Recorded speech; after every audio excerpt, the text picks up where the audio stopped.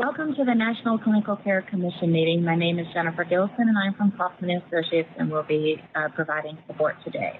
I will now go ahead and turn it over to Kara Elam. Good morning to some and good afternoon to others, but welcome everyone to the second day of the 11th meeting of the National Clinical Care Commission. I will now call roll. Members, please let me know yours when I call your name. Bill Herman, Chair. Present. Pat Schumacher. Here. Howard Tracer. Present. Barry Mark. Present. Naomi Sukajawa. Present.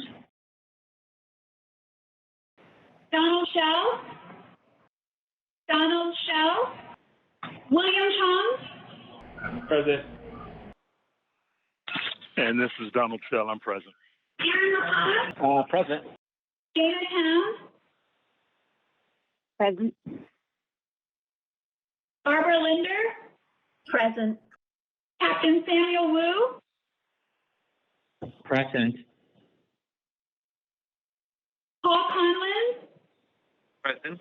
Tanvi Sukhan. Present. Carol Greenlee. Present.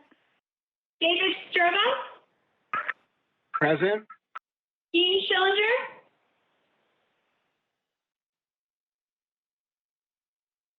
Ellen Leake. Present. Jasmine Gonzalvo. Present. John Moultrie.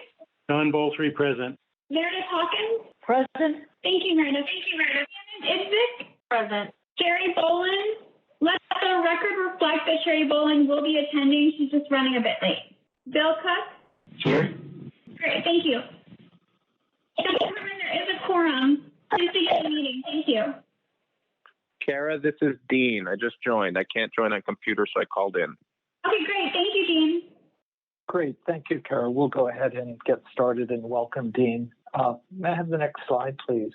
The National Clinical Care Commission is a federal advisory committee established by the National Clinical Care Commission Act of 2017. It was established by the Secretary of Health and Human Services to evaluate and make recommendations regarding improvements to the coordination and leveraging of programs within the department and other federal agencies related to awareness and clinical care for diabetes. Next slide, please. The Commission's duties are to evaluate and make recommendations to the Secretary and Congress regarding federal programs that focus on preventing and reducing the incidence of diabetes, current activities and gaps in providing integrated high-quality care, the improvement in and improved coordination of federal education and awareness activities, which may include the utilization of new and existing technologies. Next slide, please. Methods for outreach and dissemination of education and awareness materials for healthcare professionals and the public. And finally, opportunities for consolidation of inappropriately overlapping or duplicative federal programs. Next slide. And good. The work of the Commission has been carried out largely by three subcommittees focused on treatment and complications, prevention in the targeted population, and prevention in the general population. In addition, the subcommittees have all focused on social determinants of health, health equity, and research. Next slide. Today, I'll be reviewing the agenda for the meeting, discussing the rating of the recommendations, the voting, and next steps with respect to the report of the Commission. And finally, we'll present the first recommendation, which relates to access to health care for people with diabetes. Next slide. The agenda primarily focuses on a review of recommendations that require modification that will be presented by each of the three subcommittees. Each subcommittee will have 45 minutes to discuss the recommendations, again, that require modification. We'll have brief oral public comment, and then we will formally vote on each of the recommendations. Finally, we'll spend about half an hour discussing the report to Congress, including its format and timelines. Next slide, please. Each commission member rated each of the draft recommendations that were presented at our June 2nd meeting. Ratings were done on a 4-point scale where 1 indicated agreement with the recommendation as written, 2, agreement with minor modifications, 3, agreement with major modifications, and 4, lack of agreement with the recommendation. The ratings that were performed over the last week were then used to triage the recommendations for discussion today. More than half of the scores for each of the recommendations were 1s, indicating agreement with the recommendation as written. There were no recommendations with more than 3 scores of 4, and so no recommendations were dismissed. We have prioritized the recommendations with the fewest scores of 1 and the most scores of 3 and 4 for discussion and real-time revision today. Each of the subcommittees will be presenting 4 or 5 of their recommendations for discussion. And I want to point out to everyone today that if you have modifications that do not change the substance of a recommendation, but that are not discussed today, please email them to the subcommittee co-chairs so that they can be considered and incorporated. Next slide, please. We will vote on each recommendation, including those who were not discussed, but for which there was general consensus at the end of today's meeting. Approval of a recommendation will require a simple majority vote. The NCCC is not limited to an arbitrary number of recommendations, so there's no need to reject recommendations simply to reduce the total number of recommendations. But it's important to remember that our intent is to prepare a succinct and actionable list of recommendations to include in our report. Next slide.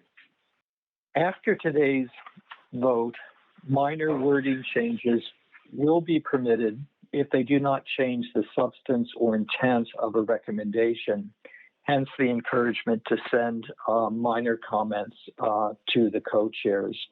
But it's important to remember that our intent is not to change the substance of any of the recommendations that are voted on after this meeting.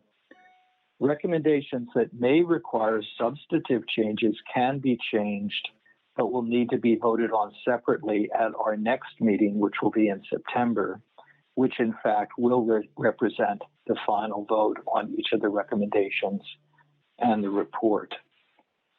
So these are, I think, the ground rules for today. Are there any questions or comments about these from anyone on the commission? And I don't hear anything. And Jennifer, I don't see anyone's hand up. You see anyone who has raised their hand to comment? Dean just raised his. Okay, Dean, do you want to go ahead? You'll need to unmute yourself. We're not hearing you, Dean. So Dean, if you're on your computer, you can unmute your microphone, or if you're on the conference call line, you can unmute your phone. And I think I see Carol Greenlee's hand raised as well. Yeah, so Dean just typed into the chat box. He says, our recommendations that we will be discussing are required to have modifications? No, so the recommendations that have been selected for discussion today have been selected for discussion. We're hoping to do real-time revisions if they are required, but there's no necessity to modify the recommendations. We've just picked the ones. Each of the recommendations received a simple majority of 1 votes, indicating that there was acceptance as written. We want to use this opportunity, however, to let people make suggestions so that they can be modified to be as best as we can make them. And Carol, did you want to go ahead? I do. Thank you very much. Just to clarify, if minor wording changes include if we figure out that we can combine or further condense recommendations, like if we find some that we can combine, would that be considered, so we don't change the intent, we just change like combining it or condensing it? Does that consist, is that a minor wording change, or would that be considered major? If the substance of the recommendations was not changed, my inclination would be to call it minor, but we would still vote on the final recommendations in September. Okay, wonderful. I don't want to constrain us to include recommendations that are voted on in the final report that we don't agree with, because it would just clutter the report. Thank you for that clarification. Good. Any other comments or questions? Okay, if not, we'll go ahead with the first recommendation, which is access to healthcare. This recommendation came out of the work group. There were additional issues related to insulin affordability, quality measurement, and delivery and payment system redesign that have now been addressed by the subcommittee on treatment and complications as their recommendations 11, 12, and 13. So the only recommendation that remains from the work group is this, which is access to healthcare. The recommendation reads that we recommend that federal policies and programs be designed to ensure that all people at risk for and with diabetes have access to comprehensive, high quality, and affordable health care, and that no one at risk for or with diabetes who needs health care cannot get it because of cost. Access to health care is really fundamental and foundational to the Commission's recommendations for targeted diabetes prevention and treatment. Yet I think at the same time, it's the elephant in the room. It is an obvious problem that too often people are reluctant to talk about. This recommendation, as you can tell, is very much pared down from previously, and in it, what we call out is an issue that needs to be addressed, but we've now tried to avoid politicizing the issue. So this is the recommendation, and I would open it to any comments or discussion. And it looks okay, good. Yeah, if you can call on folks, that's great, Jennifer. Bill, please go ahead. I had a question about sort of the intent of the language around people at risk for and with diabetes. As you know, the subcommittees are divided into general population, targeted population, in terms of the population, and then there's the treatment complications looking at people with diabetes. Is this recommendation intended to focus on just the targeted population, or is it really more broadly the general population, which would include patients who may not necessarily have inherent risk factors for diabetes, but just the entire U.S. population? Good question. Initially, this recommendation was written from the perspective of the general U.S. population. There was discussion and some suggestions that to stay within the scope of the commission, we restrict it to people at risk for and with diabetes. So the recommendation would apply to the prevention targeted population and treatment and complications subcommittee work. I think it is an overarching recommendation. I think it would be hard to ensure access to healthcare for people at risk for and with diabetes without extending it to the general population, but I believe that people felt more comfortable with it constructed this way. Do you have a recommendation for it? Where I was trying to understand was sort of within the scope of the commission's charge, like how broad is this recommendation? Is it pushing the envelope a little bit? But I think your clarification was very helpful. Thank you. Okay. Bill, Naomi has her hand up, and then. Good, go ahead, please, Naomi. Thank you, Bill. The question I have, and it relates to what Dr. Chong has also asked, and that essentially this recommendation is something that we believe is for all of the population, not specifically for, and it's in a sense reflecting what we believe the country as a whole needs access to health care. And so therefore, I wonder whether or not it is appropriate for us to be recommending this specifically for people at risk for and with diabetes, because in general, this is something that all people should have access. Just a comment. I agree with you entirely, and I think logistically it would be easier to address as a recommendation for the general population, the entire population of the U.S. Again, the decision to restrict it was in response to people who felt that we were overreaching the charge to the commission. Is there consensus otherwise, or is there anyone who would like to argue for keeping it as it is, as opposed to making a more general recommendation about access to health care for the entire U.S. population? Well, Bill, this is Dean. I would just say that based on what we understand of the natural history of type 2 diabetes in particular, everyone in the United States is at risk for developing diabetes. So it really depends on how one interprets the language. I mean, right now, 1 in 2 children of color born today are going to get diabetes in their lifetime. So you're talking about nearly everyone in the United States being potentially at risk of diabetes. So this is, I think, a semantic question. It's important, but. So your recommendation would be to expand it. Okay, and I see Ayatunde has his hand up as well. An recommendation that stays within the restrictions of our charge. I'm sorry, say that again. As is. I feel that as is, it is an expansive recommendation, yet it stays within our charge. It threads the needle.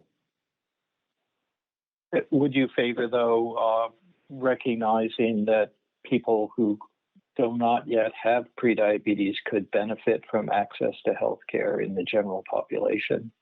So would you feel comfortable expanding it? I would feel comfortable expanding it if it is allowable to be expanded. I had a different comment I wanted to make when you're done with that question, Bill. Okay, Ayatunde, did you have a comment? Yeah, I like it the way it is right now, and the reason for that is, while I agree with the general concept that everyone should have access to good health care, I think we also have to think about the charge. And the way it is written right now sort of allows us to stay within that our charge, and at the same time make the recommendation as broad as possible to cover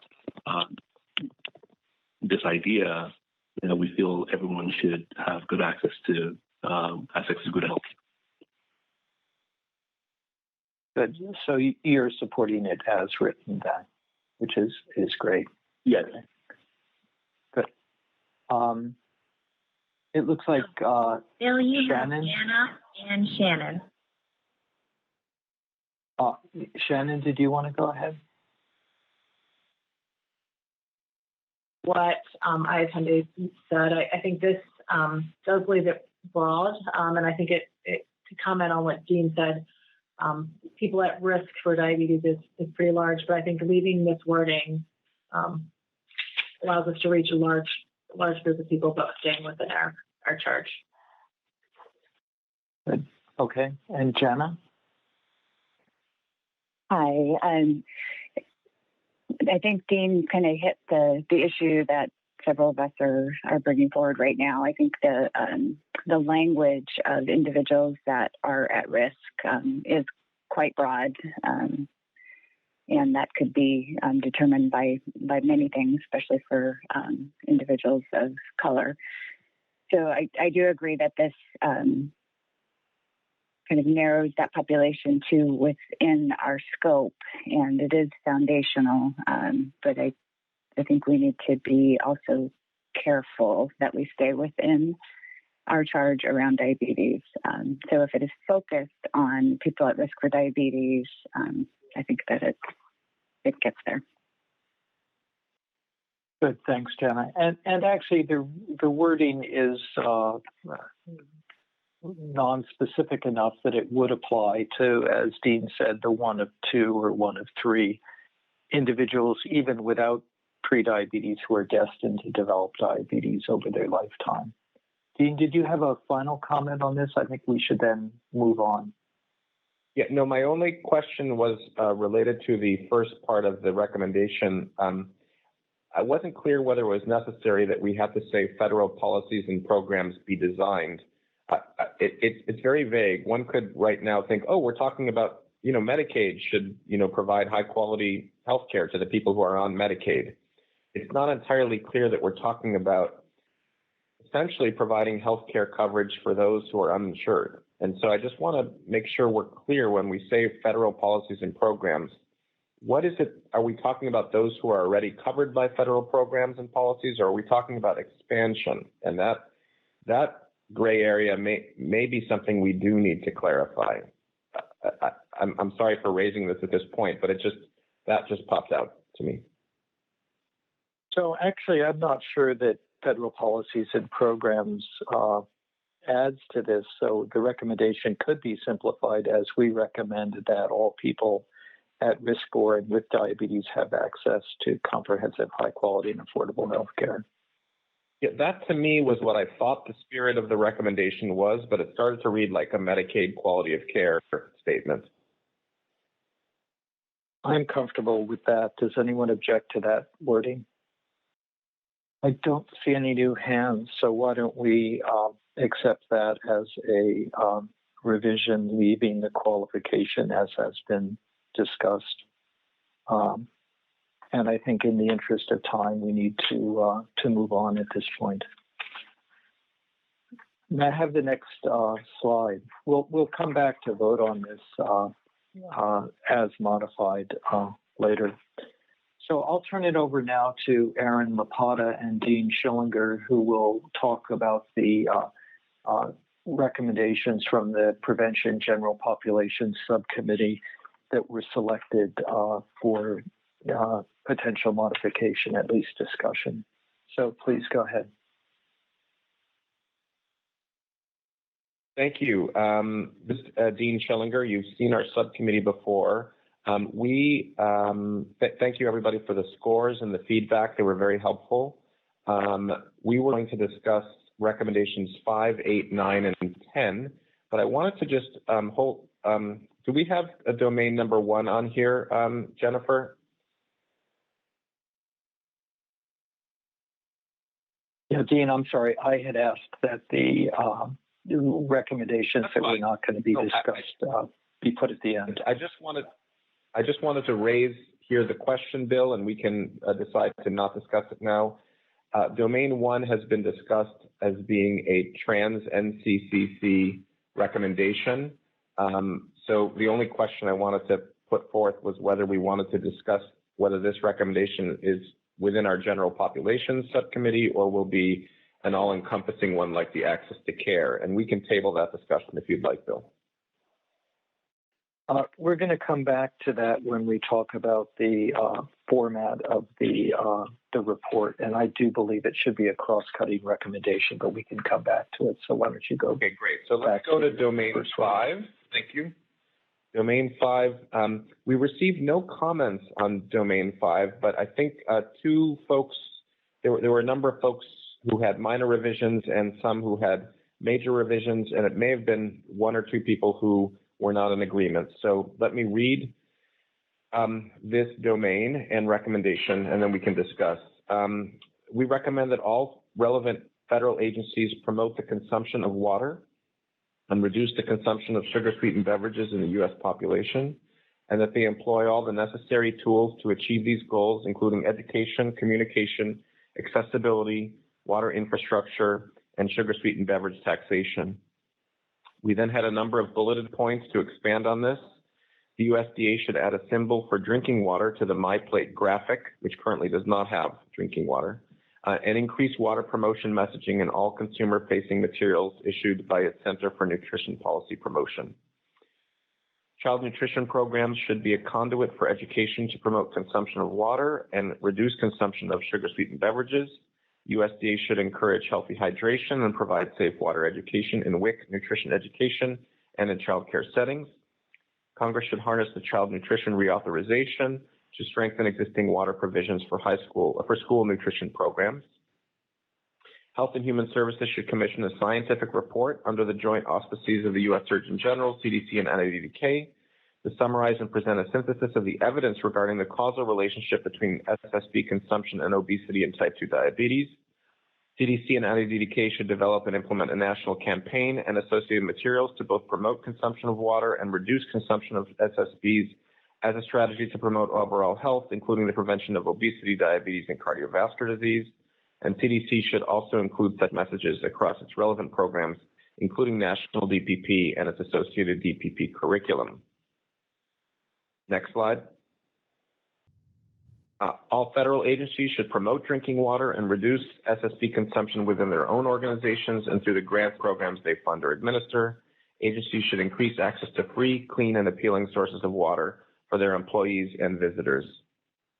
HHS should serve as a federal model by ensuring on-site access to safe, clean, and appealing water and restricting the sale of SSBs in HHS-owned or leased offices, workplaces, and healthcare facilities, and evaluate its impact on employee behavior and diabetes-related outcomes. Similar to the federal tobacco tax, the U.S. Treasury Department should impose an excise tax, not a sales tax, on SSBs to cause at least a 10% increase in their shelf price. Revenues generated should be reinvested to promote the health of those communities that bear a disproportionate burden of type 2 diabetes. This federal SSB tax should not serve as a means to preempt state or local authorities from levying their own additional excise tax on SSBs. And the Office of the U.S. Trade Representative should ensure that all international trade agreements allow for the taxation of SSBs and front-of-package health advisory labels and icons, which we discuss in Recommendation 6. Okay, so we're open for comment. And this is just, we received no written comments on this.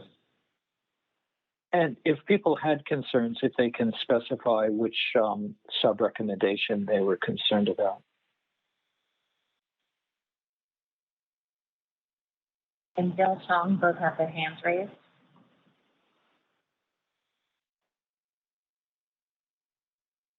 So Bill, go ahead. Can you actually go back to the previous slide? I'm sorry, Bill going first? No, go ahead, Barbara. I had a question about bullet 2 on this slide. Are you suggesting that HHS is now going to query its employees about their behaviors and medical outcomes?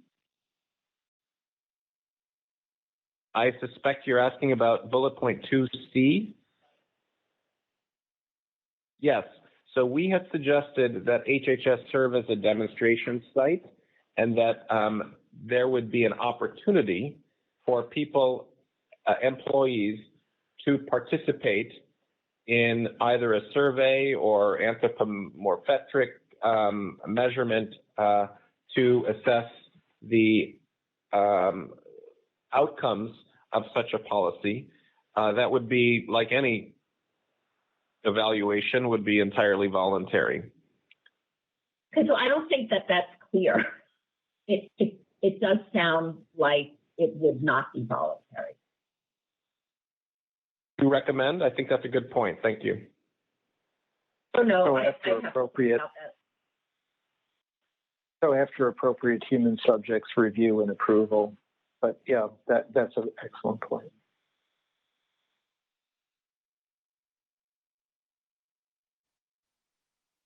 Bill, did you have a comment on this one too? Or on any of these bullets? Sure, Barbara was done. Barbara, did you have more? I'm sorry. No, that was it. Thank you. Yeah, I had two questions. One is related to the same bullet that Barbara asked about, in terms of like I guess in subpart B of that bullet, says restricting the sale of sugar sweetened beverages. I wasn't entirely clear what was meant by that. Are you saying, is the recommendation on this sub-bullet that sugar sweetened beverages would not be available for sale, or is it factors similar to like the excise tax to disincentivize purchase of sugar sweetened beverages? I just wanted a little more clarity around that. Thank you, Bill. This language is a result of the prior meetings we had as a commission. We originally had, as you may recall, suggested all government agencies prohibit the sale of sugar-sweetened beverages. A number of people raised a concern around that, and we moved to HHS being a demonstration site, and we included the language of prohibit. There was pushback around that language as well, and the recommendation we received from the commission at that time was to, instead of use the word prohibit, to use the word restrict, so as to have some discretionary decision-making at the level of HHS with respect to how they would want to define that. Our subcommittee favored the prohibition, but we moved to restriction based on the feedback of the commission. But very similar, I think, to the healthcare access discussion we just had as to whether or not this is too weak, too strong, too directive, or not directive enough, I think is a great question. Do you have a sense of where to land?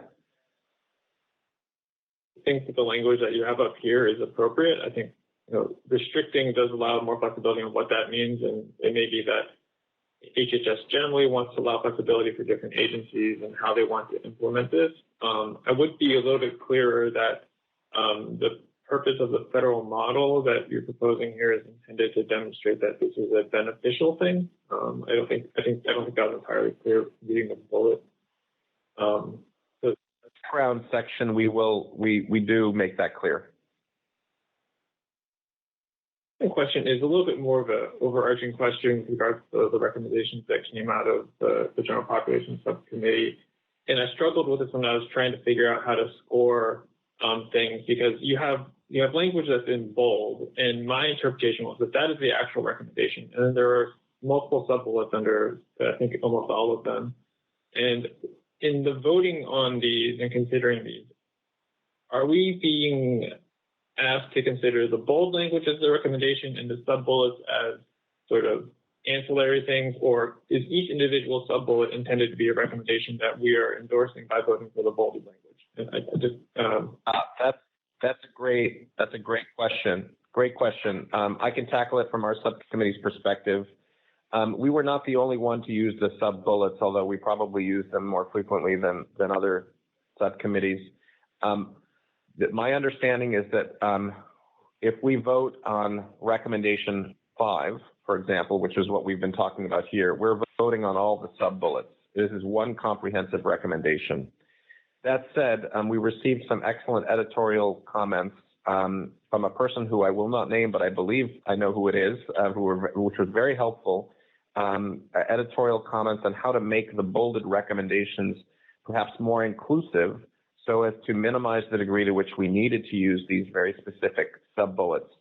So I anticipate we will do some revising of the language to tighten up the bolded recommendations such that we can minimize the use of the bullet points, but the points in the bulleted sections will be retained in the overarching recommendation. So a long way of saying, when we are voting, we are voting on the entirety of the recommendation, including the areas under the bolded section. But Bill, I'll turn to you to see if I misspoke. And every recommendation, every global recommendation which got a 4 score indicating that someone did not agree with the recommendation is open for discussion today. So if there was a sub-bullet or a piece of a recommendation that you disagreed with, please, when we discuss that recommendation, bring it up so that we can resolve it today.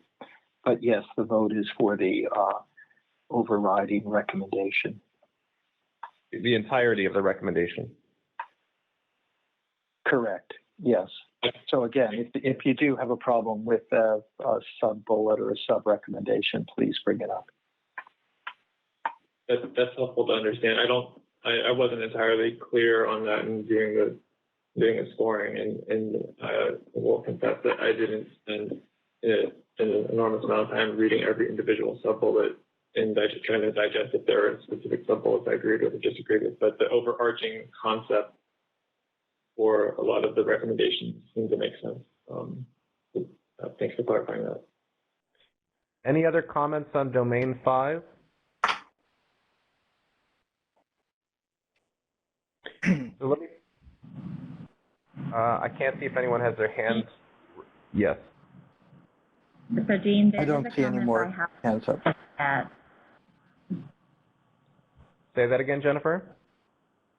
So Howard has a comment in the chat. He says, minor point, bullet 1 suggests in quotes, agencies should ensure adequate access to ... water. He says agencies may not need to increase if currently adequate. And which bullet point is that? I'm sorry. He says for bullet point 1, which I believe is on I think it's the last slide that was up, the first bullet point on the slide up. Yeah. The first bullet point here, what Howard's talking about. Oh, I see. Instead of using the word increase. It's a minor edit. Just wanted it to be captured. Thank you. Thank you. Let me hand it over to Aaron, who will present. Can you just say what it is, Howard? Oh, it was he suggested that agencies should ensure adequate access because they may not to increase it because they already insure it because it's already adequate. So we don't want to be pouring water down people's throats if they already have water available. Sure. Let me pass it to my colleague Aaron Lapata for domain 8. Sure, thank you, Dean. So I'll quickly read through it, and then we have some comments, written comments, and we'll address those and any others people have that are maybe perhaps not written.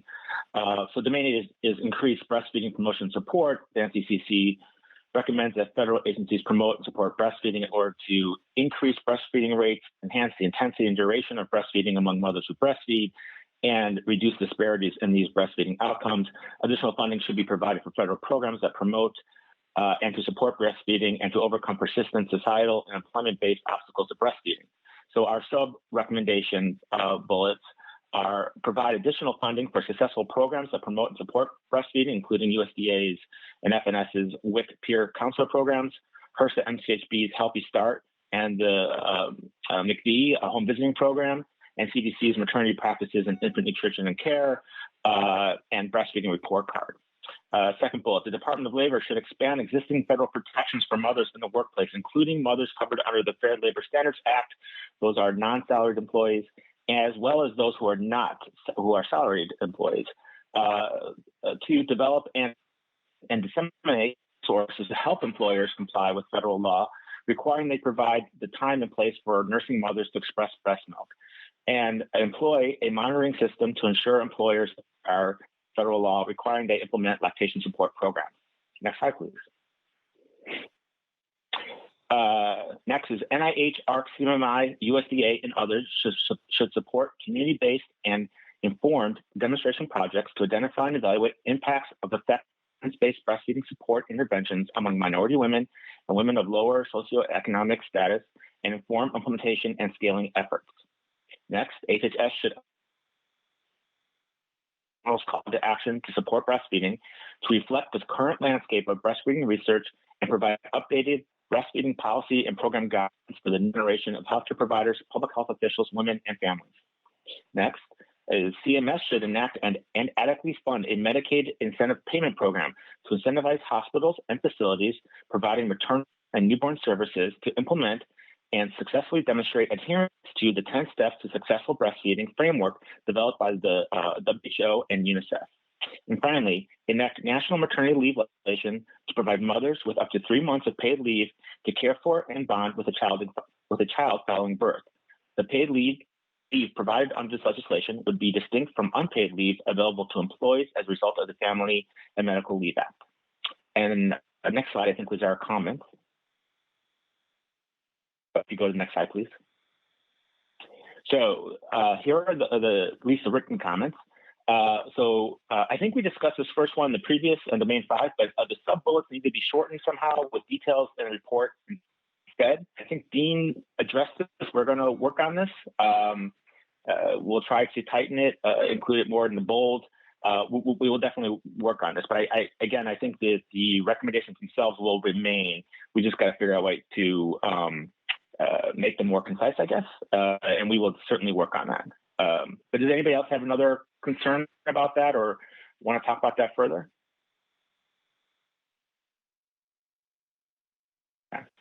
Aaron. Oh, yeah.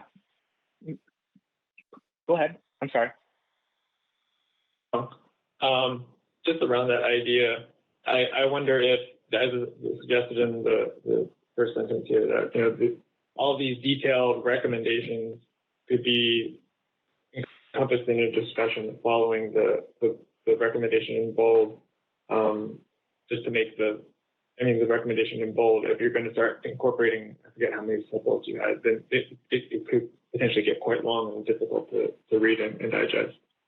So I didn't write this comment, but I think that comment seems like a reasonable approach to incorporate all these very specific recommendations in the report itself.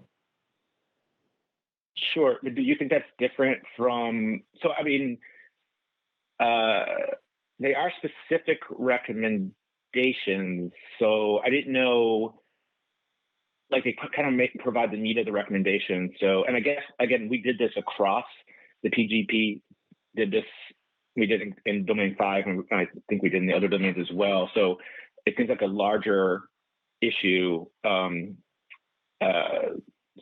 Whether or not to have these recommendations, which again are specific recommendations, not included in the recommendations. But again, I know we did it more than other subgroups. So I don't know, Dean, did you want to come back to this? And I mean, this is sort of a PGP broader thing, because this is how we did each of the domains. Yeah, no, I wanted to clarify Bill's advice to us. Bill, so let's just give an example. If we were able to tighten up the bolded recommendation, but in that bolded recommendation, they would say things like, and provide maternity leave, for example, because maternity leave has been shown to increase breastfeeding rates, which reduce risk of diabetes in the mother. Are you suggesting that the statement of providing maternity leave should not be included in that bold statement, the bolded statement, and only in the discussion? Are you saying it's fine if you can figure out a way to do it in a tight way? I think and just looking at the number of sub bullets and the recommendation itself already is fairly generous in terms of word count. Once you start building in things like including add paid maternity leave, have community support, like I think just gets kind of voluminous. Just thinking about ways that might make the recommendation so tight and highlight the sort of the overarching objective of the recommendation could be followed with, in order to achieve this recommendation, we think that these are ways in which the federal government can support moving towards increasing the duration and intensity of whatever, I forget what it says, improving the utilization of breastfeeding. I thought that might be a way to wrestle less with trying to squeeze in all however many sub-bullets into the bolded text.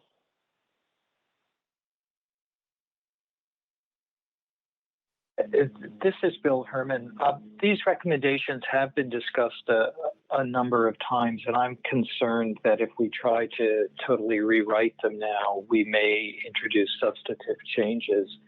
Bill, to follow up, are there specific sub-recommendations that you disagree with, or is it just that you think they're too long? I haven't spent the time to digest every single individual sub-recommendation because I was focusing on the bolded text. I think as a general matter for me, reading through them, they seem too long. And I was thinking there would be a better way to incorporate those specific recommendations rather than having a very long list of additional recommendations under a bulk list. But I was just trying to make a suggestion related to the first comment that they received here, which that sort of resonated with me, the idea that maybe some of those sub-bullets could be shortened and incorporated into details in the report rather than being the number of sub-bullets. So, well, this is Aaron again. I do understand the concern that they're too long, and I do think that. So, for example, the second bullet on the Department of Labor, I think we can probably shorten that one because there's 3 different steps in it. We can just say the main part of that was the Department of Labor should expand existing federal protection for mothers in the workplace. And so we can try to shorten that. The first one, I think we need to give a couple examples of programs, but we can definitely maybe shorten the second. I think we can shorten these up. Like in the last one about national maternity leave legislation, we don't have to include the last sentence. The paid leave provider session would be distinct. I mean, we're saying it is. So there may be ways that we can shorten these, but I do agree with Bill that I was worried that we had discussed the recommendations before, so it may be better to focus on whether or not anybody has any actual objections to the recommendations themselves or objections or concerns that should be addressed. And we can certainly work on streamlining it. Which, again, we could certainly work on that. But I think maybe at this point, it would really change our recommendations to move them out of the domains. I don't know. I'm open to it. That's just my thoughts. So, Aaron, you've got Bill Cook. Bill Cook also has questions, as does Sherry, and there's a comment in the chat. So who's up? Bill Cook? Bill Cook. So the comment in the chat was provide examples in the report from Carol Greenlee. So Carol, I assume that means that you would favor making the recommendation itself less detailed. Did Bill Cook have a comment as well? This is Ayat Sunday. I had my hand raised as well, so. Go ahead, please. I'm sorry. Yeah, so if you go to the last slide, the one issue that I had concern about was enact national maternity leave legislation after five mothers up to 3 months. So when I read that, the first thing that pops into my mind is, wow, this is a great thing, but what does it have to do with preventing diabetes? And I think someone just commented that, the longer the maternity leave, the more likely the mother will breastfeed, and therefore that's the link. But I think that doesn't, as I read it, that doesn't come across to me that way. And I think that would probably be the case for many people who read this, that they may not see the link between longer maternity leave and breastfeeding and therefore diabetes prevention. Yeah, thanks so much. I was going to talk, we just hadn't got to it yet. We're still talking about the first bullet on the comment, but that was the second comment, written comment. And I haven't really discussed this. Just looking at it myself, I agree.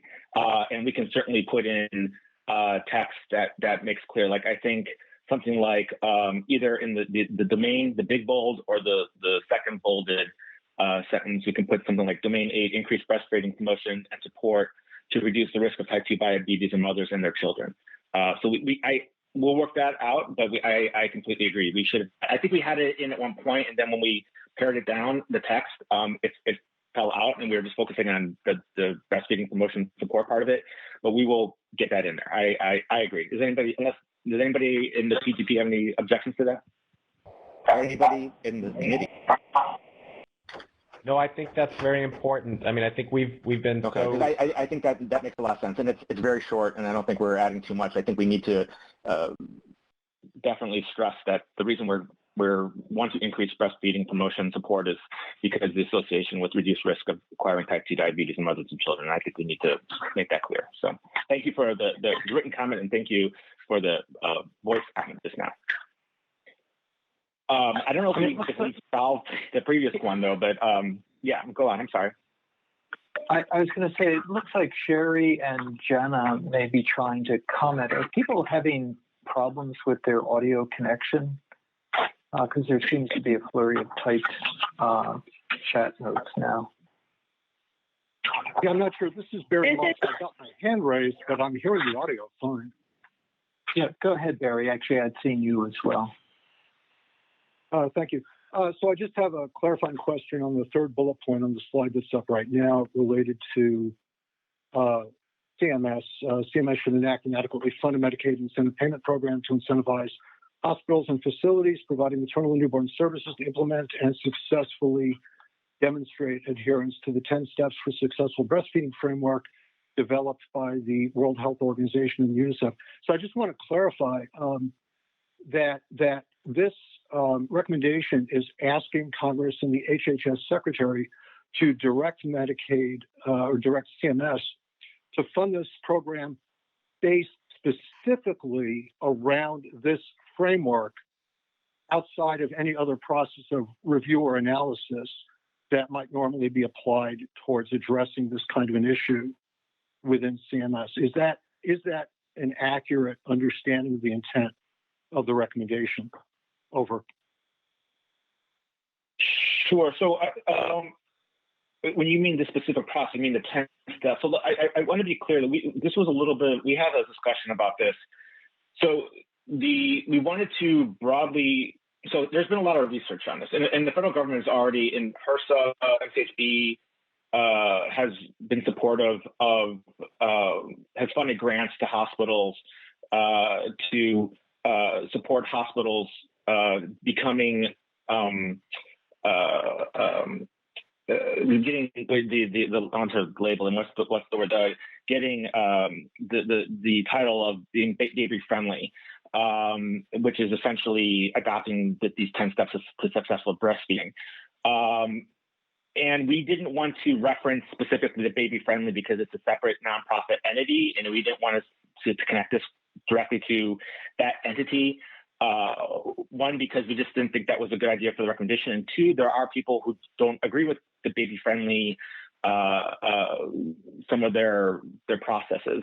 However, the 10 steps is sort of a broader. We felt that if we didn't mention baby friendly, but just mentioned the 10 steps, that would be something broader. And there's been a lot of research that has shown that the 10 steps themselves, putting aside whether or not a hospital has been designated as baby friendly, hospitals that have adopted 10 steps have been shown, which includes like the training, effective training of the staff and breastfeeding support, that has been found to increase breastfeeding and breastfeeding duration among mothers who've been delivered babies at those hospitals. So we were trying to sort of provide Medicaid incentives, but it does cost money to do that kind of training. And that's why we wanted to incentivize hospitals to adopt the 10 steps and do the training of their staff that has led to these improved numbers of breastfeeding and duration. I guess the only other thing I would say is that, yeah, sorry, go on. I'm sorry. I think Barry's concern is, are we restraining or constraining CMS's discretionary decision making by say, oh, and you've got to use the WHO model, or do we want to say something more general, more broad?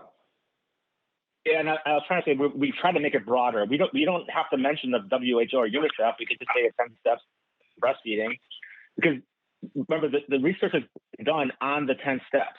So that's the research. That's what we're responding to. That's the model. This is Sherry. Could you say like an evidence-based breastfeeding framework such as the 10 steps? I mean, sure. I don't know. Yeah, absolutely. I think that would be another thing I was going to say. Yeah, absolutely. I think the other concern we had, and we didn't, again, we already had other discussions about making this concise, is, for example, the AEP supports the 10 steps, except for like one or two of them, it says, no pacifier.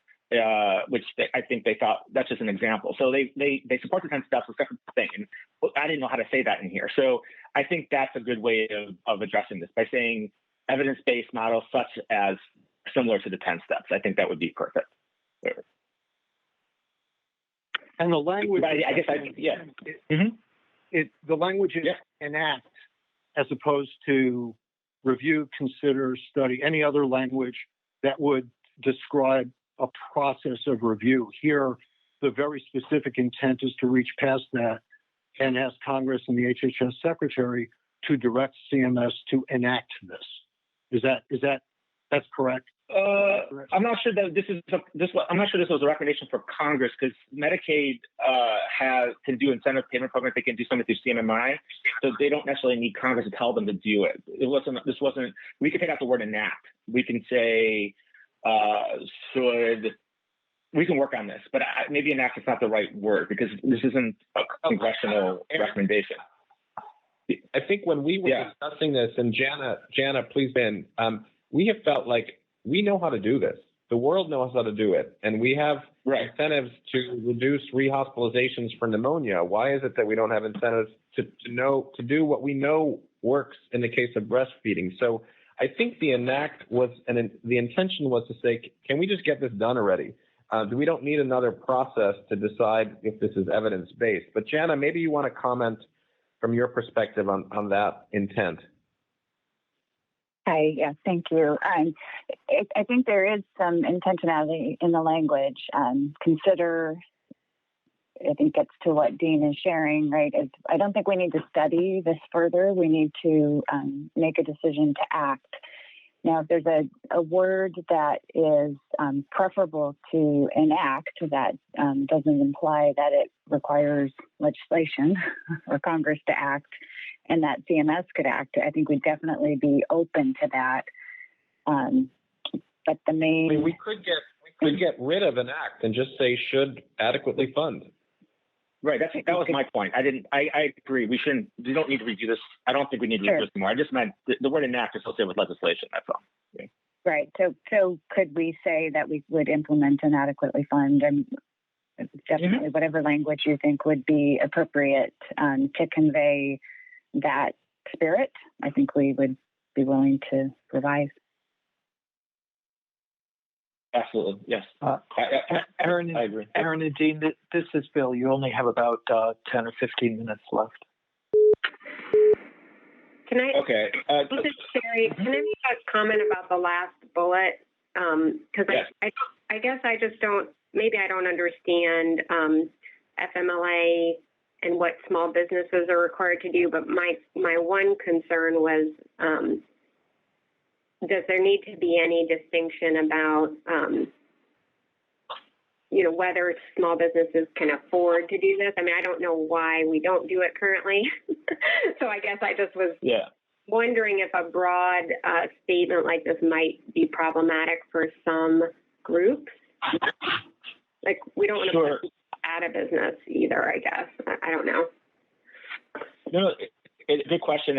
We struggled with this because we've been already been told not to be overly prescriptive, and so I guess the purpose was to say let's enact national maternity leave legislation, and not explain that the overly prescriptive. But I think the intent here, what we were thinking, what we didn't include, is that this would be done through a new federal program, and the federal. And by the way, this is how there is current legislation being considered, and this is how they do it, and this is how California do it, and other states do it. It's the government that provides the payment through their state or federal government, and they provide and it's not usually they don't provide full wages. They probably provide up to 2/3 wage replacement over 12 weeks, and so the burden is on the government, not on the business. And so and I didn't know how to include this. Yeah. We wanted to leave it up to Congress to decide if this was a public-private sector partnership, that big companies would do it one way and small companies. Okay. Thank you. Sure. It's a good question, though. Maybe we should move on to the next one. Yeah. Are there other concerns? I want to make sure we get to 9 and 10. Dean, Aaron, Paul Conlon here. I just wanted to kind of follow on to what Sherry Boland said, because my interpretation of that last bullet is that it borders on being an overreach, despite it with respect for the intent of it. And the reason I say that is within the federal sector, there is recently enacted legislation that provides parental leave for federal employees, 12 weeks of paid leave. And I have concerns that doing so, what now you're talking about is legislation that covers private sector, private employers, and in sex equity would apply to both male as well as female employees. So the potential reach for this is quite large and broad and might have a lot of collateral to it. So I do have a bit of concerns with obviously great respect for its intent. So real quickly, I do recognize the part of us putting maternity and not paternity. That's very interesting. I see that. I think the thing is that right now there's already under the current Family Medical Leave Act, there's already a requirement that private businesses provide 12 weeks of unpaid leave. So that's already something that's being required. The only thing this would do was create the paid leave part of it, again, which the federal government would provide, not the businesses themselves. So I guess that was why we didn't think this was an overreach, because we're adding a paid provision, but the paid provision would be provided by the federal government, even though admittedly we don't say that in this recommendation. But private businesses are already required of non-paid leave. Does that make sense? Or no, again, I don't know if we should add. I'm sorry, I don't want to belabor it, but going from unpaid to paid leave is a big leap.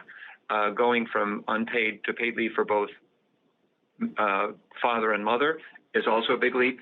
And so I worry that there's the potential that this would be viewed as a very reaching recommendation in terms of its extension beyond diabetes per se, for your consideration. Aaron, I thought I heard you say that this would only apply to mothers. Is that correct? As it currently is written, yes, it would. I was just acknowledging Paul's comment that we don't really address fathers, and they probably should be, but this recommendation addresses mothers. But is there evidence? Is there evidence that parental leave increases rates of breastfeeding or duration? No. I was just saying that we have only maternal because it's about breastfeeding, and the evidence does show that if women are asked to go, feel like they need to go back to work because they're not getting paid or go back to work early, that reduces the duration of breastfeeding. That's why the recommendation's here. So this is Jana. In hearing Paul's comment, though, I think the language right now, it says maternity leave to provide mothers up to 3 months of paid leave to care for and bond with the child following birth. That language certainly could apply to fathers as well. Yeah, we should change that. Mm-hmm. So I'm hearing, I think, what the concern is, and that this might need to be tailored more specifically to provide clarity that it's breastfeeding, to support breastfeeding during that period of time. Correct. Not exactly sure on the fly how to do it, but I think I'm hearing what you're saying, Paul. So we can do that change. I think Paul's also worried about the leave, but we could definitely change that. Yeah, you could just say of paid leave to extend duration of breastfeeding to reduce diabetes risk. I mean, that was sort of in your background. That was not on the slide, but I think then it would make sense why it's mothers and not paternal.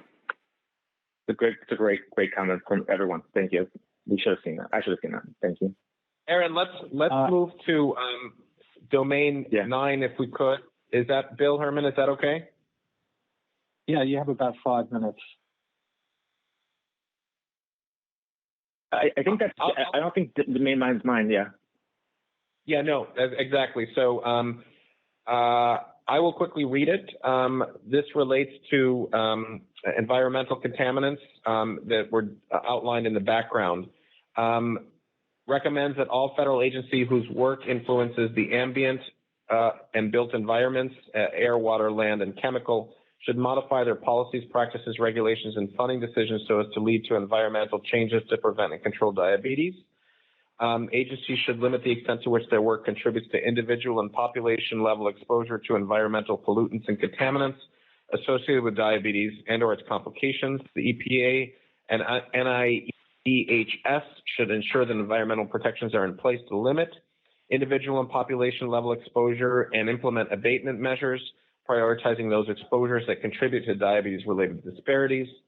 All federal agencies, and particularly transportation and HUD, should modify their policies, practices, regulations, and funding decisions related to the built environment to prevent diabetes and its complications by enhancing walkability, green space, physical activity resources, and active transport opportunities. Priority should be given to those regions and projects that could mitigate the effects of unhealthy built environments on diabetes-related disparities. We did receive excellent editorial comments on how to, actually, I think we got something on how to tighten this up so that it wouldn't need to be extensively bulleted, but I'd love to hear comments or concerns about Domain 9. Meredith, and I like the fact that you talk about preventing and controlling diabetes. I agree with Paul about some of the issues potentially related to the reach of some of the other recommendations, and I think the fact that you've carefully This is Carol. Nobody else is speaking. As you were reading it, Dean, I just wondered. Carol. Hello? Carol. Yeah, Meredith was speaking. Oh, okay. I couldn't hear. Oh, okay. Now I'll speak a bit louder. So in any event, so I like the fact that this was all phrased with regards to its pertinence to preventing and controlling diabetes. So in that sense, I think it's very good, and I think that's something related to Paul's previous comment, something we need to perhaps keep in our minds as we review the various domains. So thank you. Thank you, Meredith. Other hands raised here, Carol Greenlee. And then Ayatunda. Carol? I'm sorry. I just didn't put my hands down for my last time I raised my hand. Sorry. Okay, not too late. We got to hear from you. Okay, Carol. Yeah, as you were reading it, I know I've seen it many times before, being on your subcommittee, but I wondered if maybe it fit under Domain 1 as examples under Domain 1. But that's just something I wanted to share. I think in we reality, could move it. Yeah. Well, in reality, all of our domains beneath 1 fit under Domain 1. I mean, they are specific activities that we would want an Office of National Diabetes Policy to work on, but we're trying to give them a head start. So leaving aside whether we put it as Domain 1 under Domain 1 or leave it as Domain 9, do you have questions or comments about the No, I just content? wanted to. No, I thought, wow, that's perfect. But that's it. Okay, great. Let's go to Domain 10. Bill Cook. Hey, everybody. In the interest of time, I don't know that unless people would like that we need to move through this. The one thing that I would say is that for bullet 4, instead of HUD, that should say IRS. That's my mistake. That's the classic example of looking at something 1,000 times and not seeing what's in front of you because you've read it so many times. That bullet is really an IRS through the tax credit program that the problem of not having the builders are not interested in leaving space for embedded health services because they're worried it might not be occupied and it'll cut into their costs. So I guess we can go to the next slide if that's okay, Bill. And what the comments were that I saw were, it looks like this may be an attempt, this top comment, to sort of consolidate the whole recommendation into one statement rather than the bullet points. It would need some modification in it because there's some mixing and matching of what the IRS does and what HUD does. So it would probably be up to the group whether restating that this way or leaving it bulleted where there's a little more detail would be preferable. The second comment is, could this have the unintended consequence of having poor neighborhoods become poorer without the housing, which is, of course, a great question. I guess the comment I have is that what we have studied, and we don't have to guess at, is that when you take people in the Move to Opportunity trial out of poor areas and move them to less poor areas, that their diabetes outcomes are better. So, the question would be, do we not do something that we know works because of causing something that we don't know is going to happen or not? I'd be on the side of doing what we know works. But it's a completely legitimate question and may turn out to be true. And then I think I just addressed the last line with the Move to Opportunity, which will clearly be cited in the bibliography of this domain. So I'll open it up for discussions, or Dean, I don't know if you have anything you want to pile on there. You're good, Bill. And there are a few hands up, but I don't know if they're old. Does anyone have a comment? Sorry, we need someone to mute. We can't hear you. Go ahead, Bill Chong. Hi, thanks. I had a quick question, sort of linked to domain 9 and 10. In reading domain 11, I had a little bit of difficulty trying to figure out how 9 and 10 it seemed to me a little bit like putting the cart before the horse, because I think my read of domain 11 is we need to understand what are the socio-ecological factors, what are things that we can change that will do it, and then 9 and 10 are telling us to do things. So I just wondered if maybe 9 and 10 were premature without having the outcomes of the research efforts recommended in domain 11.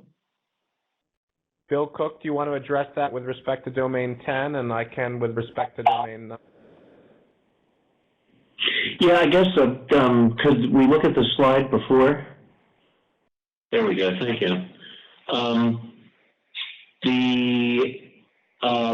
Certainly the second bullet point has data to show that that's a desirable thing to do.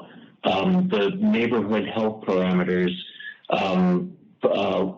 it's a legitimate question about whether any of these, I'd have to go back and look at my stuff that I read about whether these individual ones, and they've been sort of a melding of both Dean and I commenting on this here, but having food availability and educational opportunities, being employed, thus having insurance, having transportation available of primary care, are all things that are associated with better outcomes. My intent on, when I focused in on this recommendation was our broad agreement as a group that the health and all policies, and this is me basically applying this to how the IRS handles these tax credits, and then that extends into the fourth bullet point. And then Dean, I guess you can comment on the fifth bullet point, because that's one that was a combined previous recommendation that stood alone. With respect to the fifth bullet point, yes, we have clear evidence that secondhand smoke accelerates the development of complications of diabetes, and there are data that suggest that exposure to secondhand smoke also is associated with incident diabetes. I think the larger issue with respect to recommendation 11, Bill Chong, is that the efforts that have been carried out to study the social and environmental impacts of factors on diabetes have, for the most part, not been funded by the NIH, but have been funded through other entities and in other countries. And the intent of recommendation 11 is to infuse significantly more resources to answer any unanswered questions regarding a whole host of issues related to the social and environmental conditions. So the things that we are recommending here are things that were shown to be either associated with or part of a causal chain in diabetes incidence or complications based on the literature review that we did with the NIH librarian. With respect to domain 9, there is a large body of research around, in particular, endocrine disrupting chemicals. However, there is a paucity of cohort research in that domain to ensure that the associations that have been observed, which are quite robust in terms of their relative risks, are truly causal in nature, and that's the spirit of the recommendation 11. But we thought that the recommendations that we were making in those domains were backed up by sufficient evidence to enable our recommendations. More research could always be done, but we felt that we were at a place with those recommendations where the evidence was sufficient.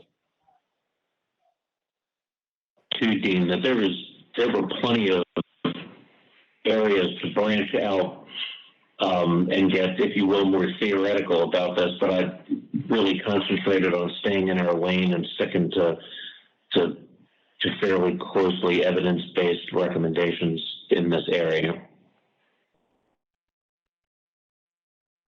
Bill, any response to that?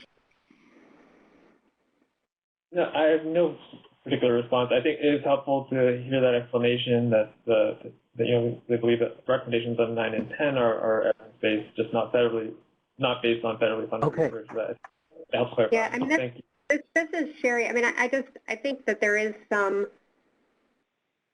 there is still some concern that, for me, in sort of bullet 3 with, including neighborhood health parameters and qualified allocation plan criteria, I guess it's still not fully clear to me that there's sufficient evidence based on the Moving to Opportunity study alone to make some of the recommendations without studying like the impact of this on on sort of what happens when you move some of these to different neighborhoods and what happens to the other people in the neighborhood. And maybe that's bullet 2. But I think that there's some of these, it feels like I don't know that we've really fully studied all of the implications. And so I think there may be some areas to sort of understand the impact, for instance, of bullet 2 before sort of doing that across the entire U.S. Cook, if I could. So just in bullet 3, Sherry, just to clarify, what we're talking about is that when developers are trying to get a subsidy from the IRS for building low-income housing, that if they are building it in such a way that there also is fresh fruits and vegetables available in the neighborhood, they get additional points on their application so that they are more likely to get that loan or incentive.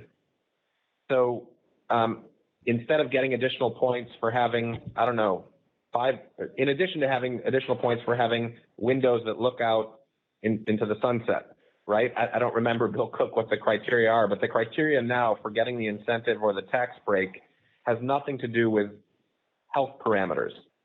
So it's not punitive in any way. It's simply a way to bring public health concerns into the incentive system. So in that regard, I think the requirement for a randomized controlled trial may be less relevant than for some of our other recommendations. Thanks, that helps. The advantage of having the background piece above this sort of gives a couple sentences that make it a little more clear about what the current criteria look like and how unrelated they are to anything to do with health parameters. Dean, this is Paul Conlon. May I make a comment regarding domain 9, hopefully briefly? Absolutely. If we could briefly go back to the domain 9 slide. And I wanted just clarification about the one statement at the end of the bullet, the first bullet, the second to the last line of that, where it says, and implement abatement measures. Is it the intent of your recommendation that the presence of such contaminants or pollutants would trigger abatement in and of themselves, or would be prioritized if other reasons for abatement have been determined. The reason is, one is if in fact there's the evidence to support removal of such toxins is going to have benefits on diabetes incidence. If that data are somewhat lacking, then requiring an abatement for that might also be lacking. On the other hand, if an abatement is planned for other reasons and those toxins are present, then prioritizing them for removal would make sense.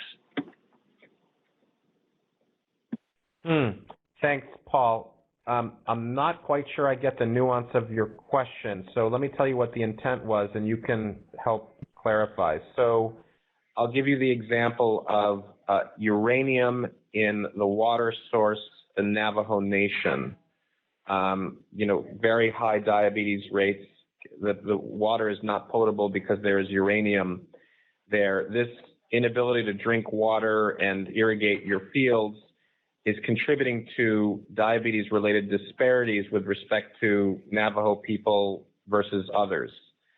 What we're trying to signal here is let's prioritize those areas where the exposures are, they have causal link to diabetes and they are contributing to the social and ethnic disparities related to health equity.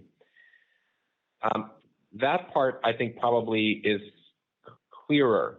The second part you're saying is, well, what if we're talking about PFAS or endocrine disrupting chemicals where there's a strong evidence base, but it may not be as clearly causal in its relationship. Is that the concern, Paul?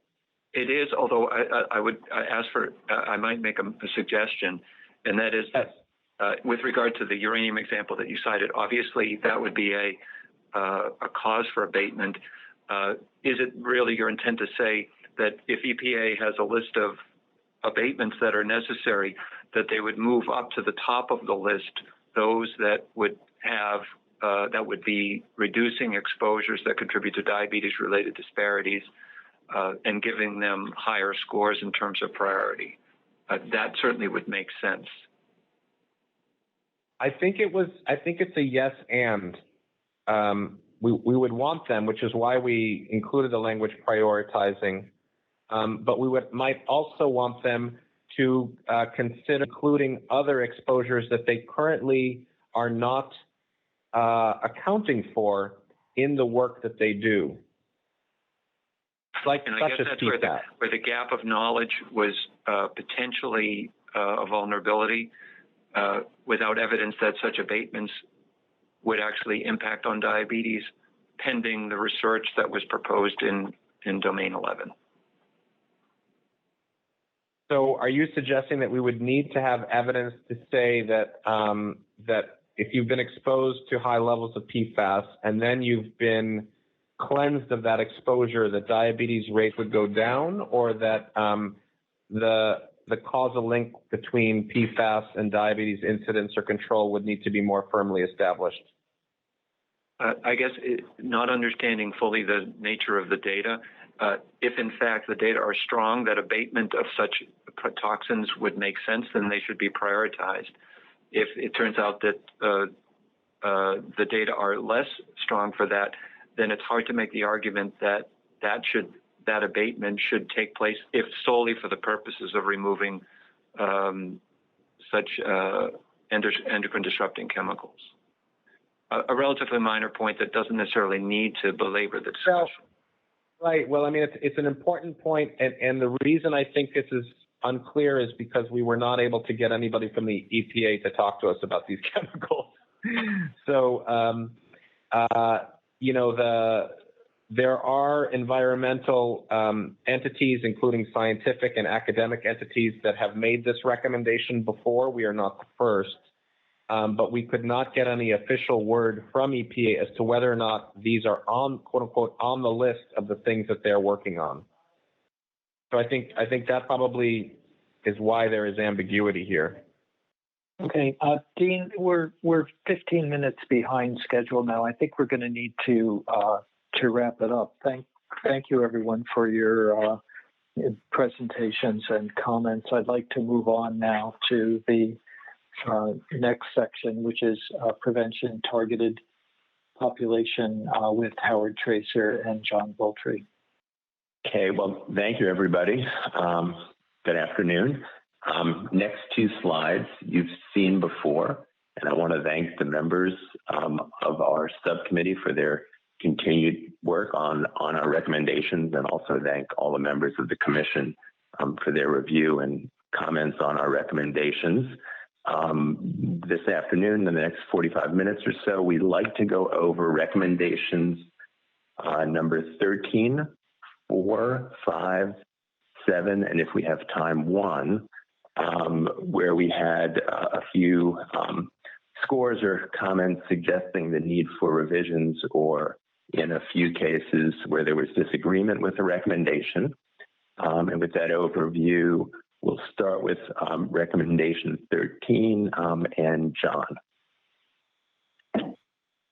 Thank you, Howard. And if you could keep an eye on the hand raising, I would appreciate it. So I think you all have seen our background before. It's pretty much the same as where we were at the last meeting. So I'm going to skip right to number 13. So let me see here about the forward. Okay, so for our 13, there were no 4s on the assessment. We had 13 1s, 6 2s, and 2 3s. And there were a couple of comments, and the recommendation here falls on 2 slides.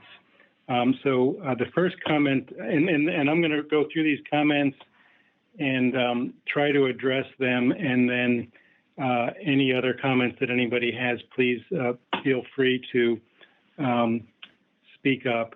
And if the folks who wrote this comment also want to speak up, that would be great too. So the first one is, do we want to state to study and address impediments? And that was our intent with the last bullet here, which is for dissemination and implementation research to promote use of effective in-person and virtual diabetes prevention programs. Such efforts should understand and address barriers at multiple levels, including systemic policies, healthcare provider referrals, and patient uptake. So this was meant to study and address impediments to participation, referral, and participation in diabetes prevention programs. Was there something else that was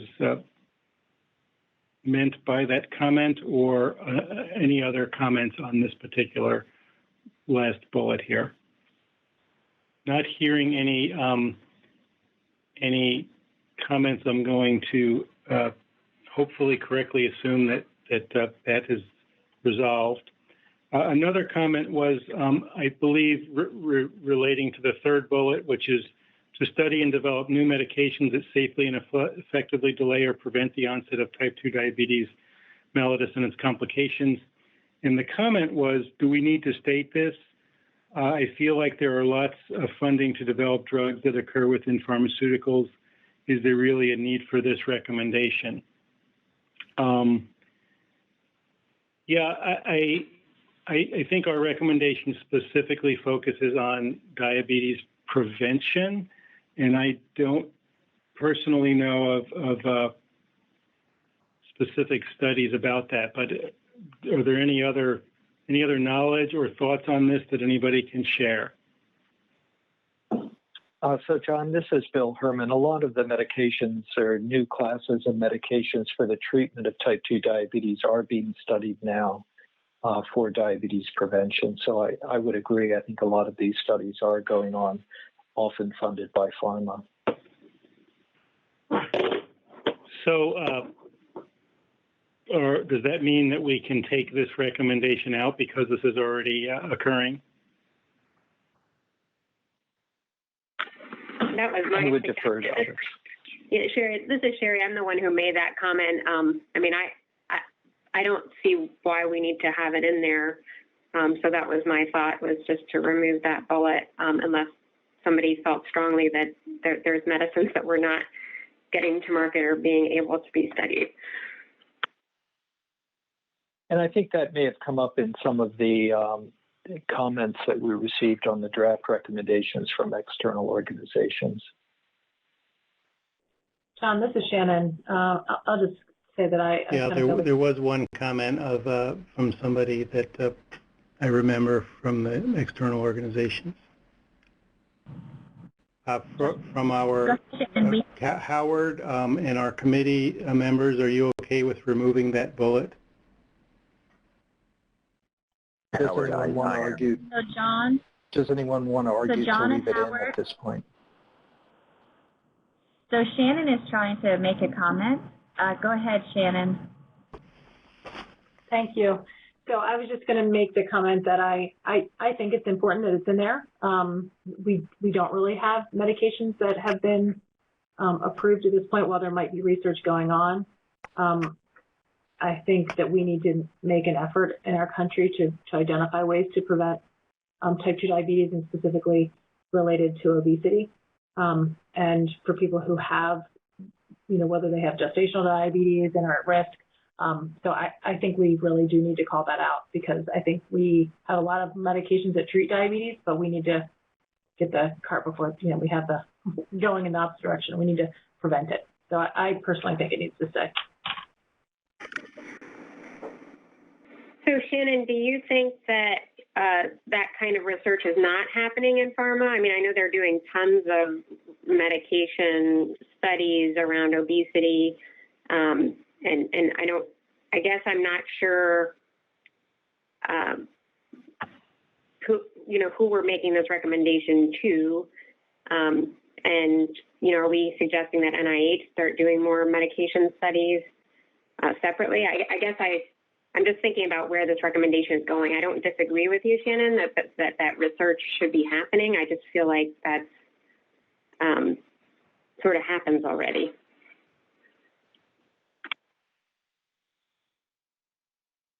Yeah, does anybody know if there are studies that specifically are calling out preventing type 2 diabetes with medications, or is that part of an arm of any particular medication studies? Does anybody know if that's happening?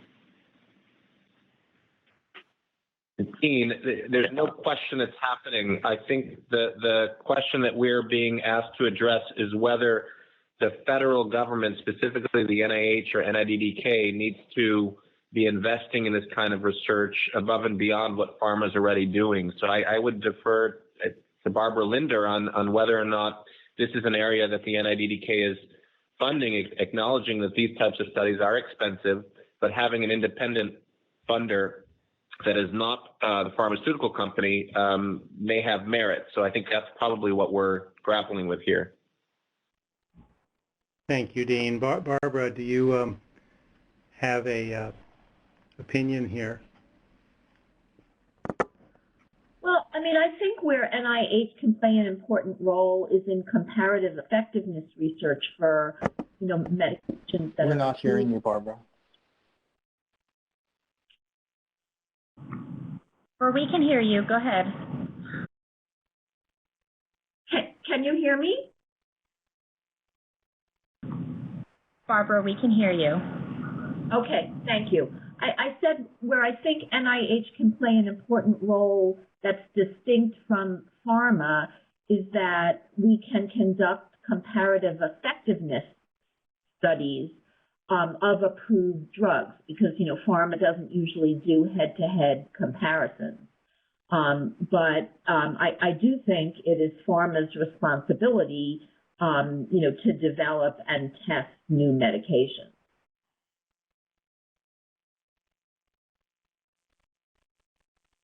So should we change this to say to conduct comparative effectiveness studies of approved drugs for diabetes, prevent diabetes, to determine the best medications for prevention and delay of diabetes?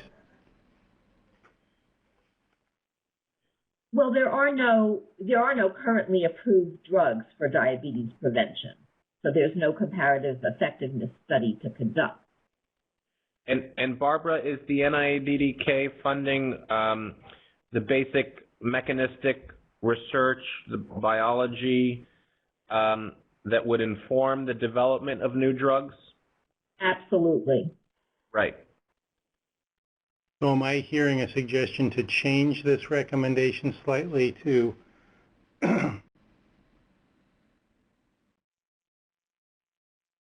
include a reference to Barbara's recommendation? That's what I think I'm hearing. Well, I wasn't making a recommendation. Anyone opposed to that suggestion? A comment. So get rid of developing new medications, but to study the comparative effectiveness of medications that might safely delay or prevent. Sherry, does that address your initial concern? Yeah, I think that's fine. And I guess, yeah, NIH would have to, determine if there's medicines out there that they would feel comfortable doing that with, or if they would want to. I mean, I think that's the question. But yes, that would be fine. Yeah, this is Dean. I interpreted this bullet I think point what Barbara maybe was saying is that there wasn't anything FDA approved that they would currently study. John, this is Dean. I interpret this bullet point to be more of like the moonshot, equivalent. That we should invest significant amounts of money so we can prevent this disease that is affecting so many millions, tens of millions of people in the country, that just like we want to cure cancer, we want to prevent diabetes. So that I didn't see it as a small bullet point, but rather we have to put a man or a woman on the moon. But in this case, we have to figure out how to prevent diabetes. Was that the spirit, or is it more, let's get some new drugs in the pipeline? I think this whole recommendation is about the first, which is, how can we delay or prevent diabetes? And we want to get people in diabetes prevention programs. We'd like to have even more effective diabetes prevention programs. We'd like to have more effective medications for preventing diabetes as well. So, John.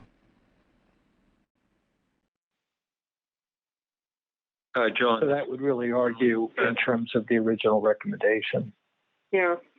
I mean, it's fine. I just don't know where it's going. And, is that really, do we really want pharma spending lots of money on that plus the NIH spending lots of money on meds?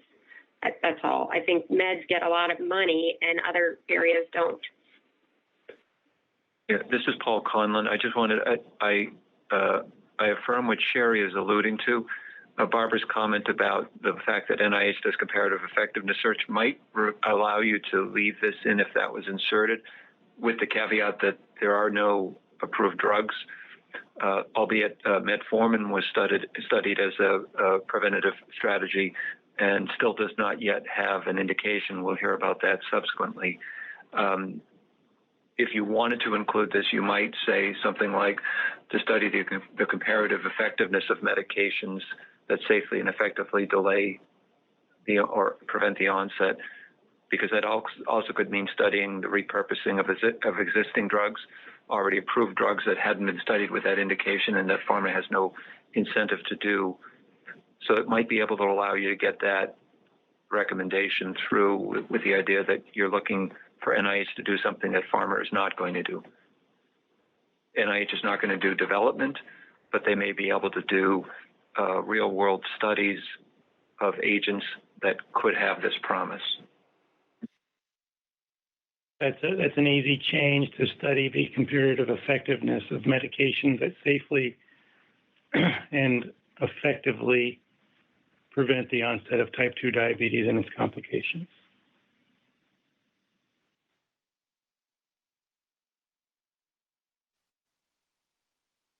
As Paul just said, which is we don't have any drugs that are approved to compare at this point. So it's a little bit sort of makes the recommendation a little bit anemic, not because we don't want to be doing that, but because we're just not there.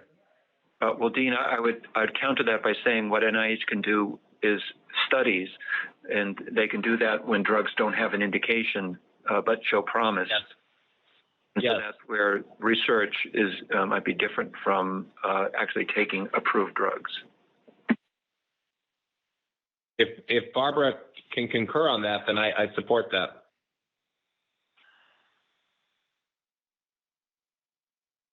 That there's, funding for it, because these are very expensive studies to do.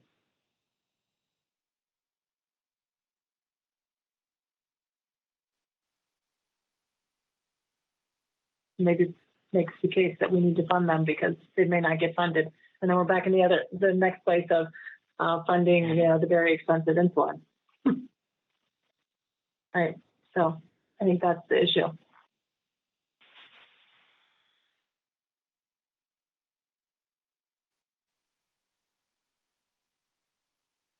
So it sounds like there's support for that revised wording. So we'll implement that revised wording, taking out the develop new medications and replacing that to study the comparative effectiveness of medications and keeping the rest of that in place. I think that gets to what we would like to do and what we can do. I mean, I'm not arguing one way or the other, but what I think that Paul and others were saying is it's not just comparative effectiveness is when you have already approved drugs and you're trying to do head-to-head study to find out which one is really the best. I think Paul and others are talking about taking drugs that are on the market, but not for an indication of prevention and studying those. Is that correct, Paul? Yeah, and so I might have been imprecise in using the word comparative effectiveness. What I was referring to, Barbara, as you've alluded to, is that NIH has the ability to conduct research. The absence of approved indications means that other drugs showing promise could be investigated until such indications are approved. What would you propose as the preferred language to capture that, the essence of that idea?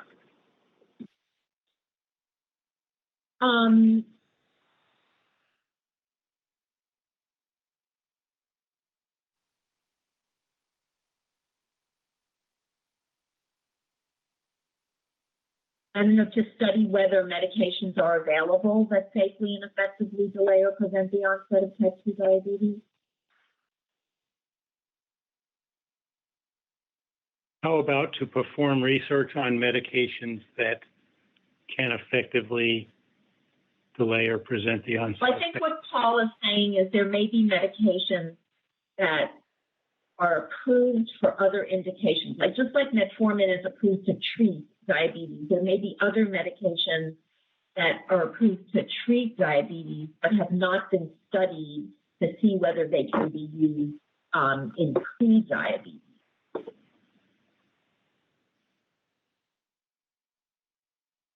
You can't say that they safely and effectively delay or prevent because we don't know that. I mean, is that what you're suggesting, Paul, that medications that are on the market for other reasons be tested to see whether they can delay or prevent diabetes?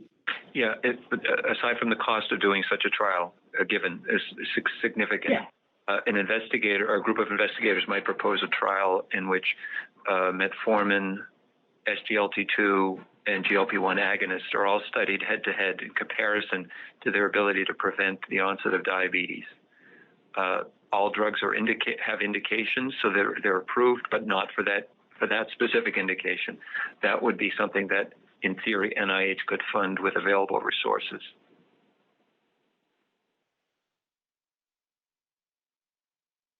So I think I can work with Barbara offline to do this, or Bill, were you hoping that we would have a new recommendation to vote on today? No, I think the intent is clear. So if you can work on that, I do think we need to move on. There's still a lot to cover. Okay. Thank you, everybody. And the final comment that we received was a suggestion that we need to work into a more unified, cohesive recommendation to fund research to determine how to more effectively prevent diabetes in people with prediabetes and more effectively implement these interventions.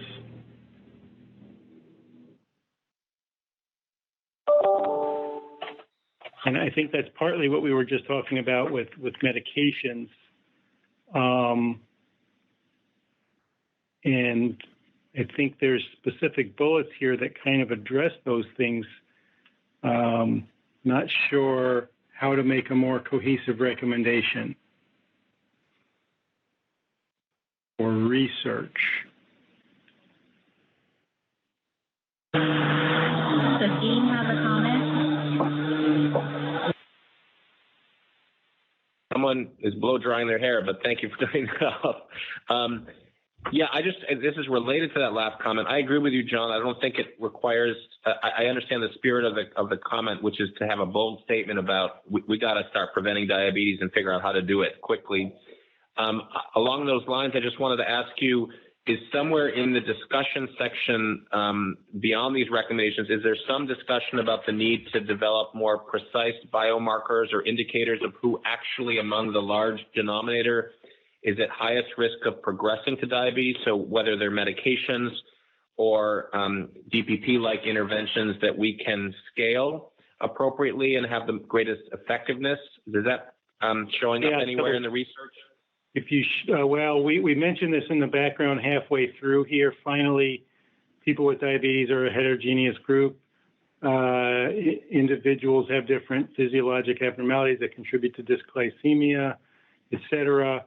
More research is needed to better identify those people with prediabetes who are at high risk for developing diabetes and complications so that screening and interventions can be tailored to maximize effectiveness. Is that what you were getting at, or were you thinking of something else? I just feel like that is a foundation, not so much a background, the last part at least. It is, you're making a research recommendation, but it's coming in as a background. So fund more research on benefit-based tailored treatment. Yeah, to identify the people, research to better identify the people. We've gone back and forth with this at the national meeting. We had it in there, and then we took it out. So I'm comfortable putting that back in if others on the committee are comfortable with that. I honestly can't remember why we moved that to background. Does anybody remember? Barry Mark, comment?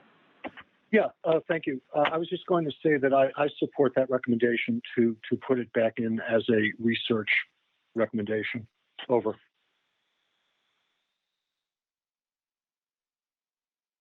Is there any opposition to that recommendation to put this back into the recommendations?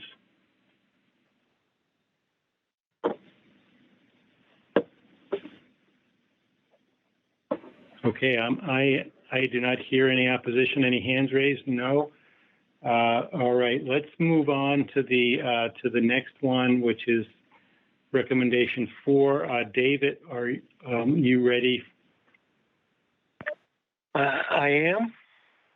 Great. I'll move to the recommendations expressed. The recommendation was motivated by the literature suggesting gaps in follow-up for patients with at least initial evidence of abnormal glucose levels or risk for prediabetes.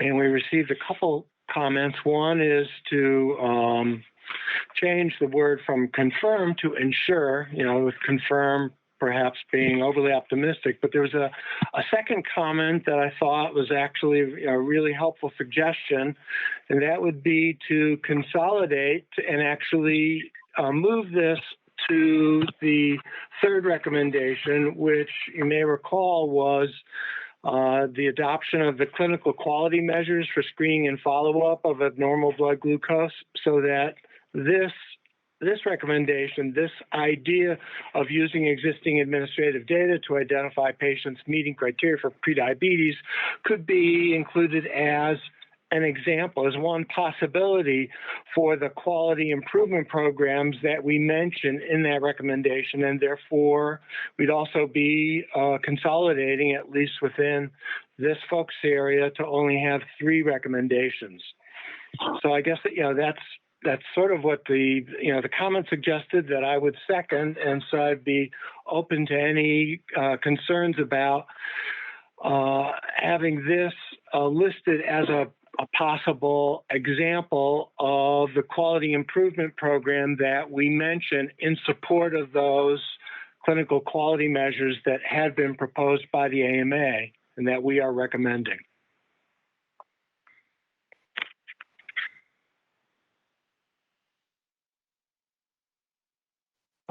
David, Bill Herman, my only concern with that would be that in a sense you would be changing the AMA's clinical quality measure. And yes, that measure is for quality improvement, but this seems like it's more related to implementation and sort of for program development or implementation. Well, actually, we have 2 separate bullets under that recommendation. One is to implement those AMA proposed prediabetes quality measures, but then a second bullet under that recommendation. And again, it sort of speaks to that 4th duty of the commission, outreach and dissemination of education awareness materials for healthcare professionals. And I'll just read it: to support implementation of these measures, referring to the set of AMA electronic clinical quality measures. To support implementation of these measures, quality improvement programs should be introduced to improve performance and reduce disparities. So what I was thinking, and I think the sense of the comment we received, was to just mention, this current, what is now the 4th recommendation as an example of what could be in that quality improvement program to reinforce and support performance of those measures that the AMA has proposed. So we wouldn't be changing the 3 measures per se. But you've convinced me that makes sense. And it also achieves what had been mentioned, I think, by Kara, that it would be desirable if we could explore consolidation. So it does eliminate one of our recommendations.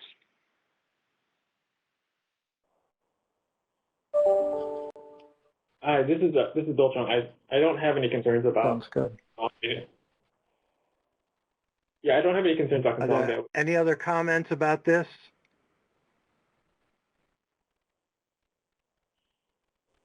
Hello? Yes, Bill Chong, we can hear you. Okay, yeah. I didn't have any concerns with consolidating. William Chung. I'm just going to go ahead and talk now. Did someone have a comment on this? Yeah, this is Bill Chong. Hello? Yes, we can hear you. Go ahead. Okay. Yeah, I was going to say I support the idea of combining this into 3. It seemed to me like that would be a natural flow from establishing a quality metric that you would want to develop a program to meet that quality metric. Bill Chung, are you trying to say something? Yeah. Hello? Yeah, so Bill Chong, we can hear you. I think anyone who's on the conference call line, you've got to give it a minute for everyone else who's on the computer giving comments, because we can hear everyone very clearly. So go ahead, Bill Chong, again. Thank you, Jennifer. Yeah, I was just trying to say I support the idea of consolidating this into number 3. I wasn't sure if we were going to talk about number 3 because I did have a question on that one.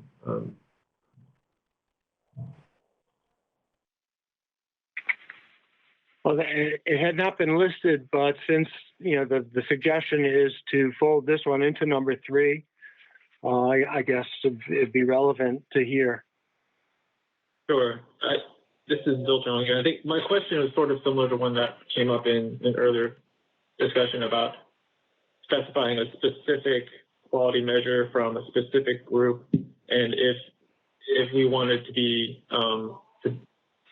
utilize with maybe a little bit more flexibility in terms of might there be a better or different prediabetes quality measure or different factors that people might want to consider, and just in terms of the language on that piece about the AMA proposed prediabetes quality measure, whether or not some way to introduce some flexibility in the language there. I guess what I would say is that, in support of it, one of those measures is actually under consideration as part of the MUC list for CMS. And we also got multiple supporting comments, public comments, not just from AMA, about recommending that those 3 sets, the 3 item set of quality measures are not just one of them. So I think that, and the advantage of specificity, and then if you go into the details, you have specific in terms of exactly how they would recommend defining the numerator and denominator. So I think there's some advantage to making a recommendation based on all the work that's gone up to this point on those measures, and the fact that it's already under review, at least in part, at CMS. Yeah, this is Pat Schumacher from CDC. I definitely concur with that. That was really the first set of prediabetes measures that was under development, so it would be nice to see those go through. The other point I wanted to make relative to combining the 2 recommendations, I also think that makes sense. That piece at the very end of recommendation 4 that says to confirm appropriate follow-up, those AMA measures basically, help specify what that follow-up is. So I think that's another reason why it does make sense to merge these 2 together.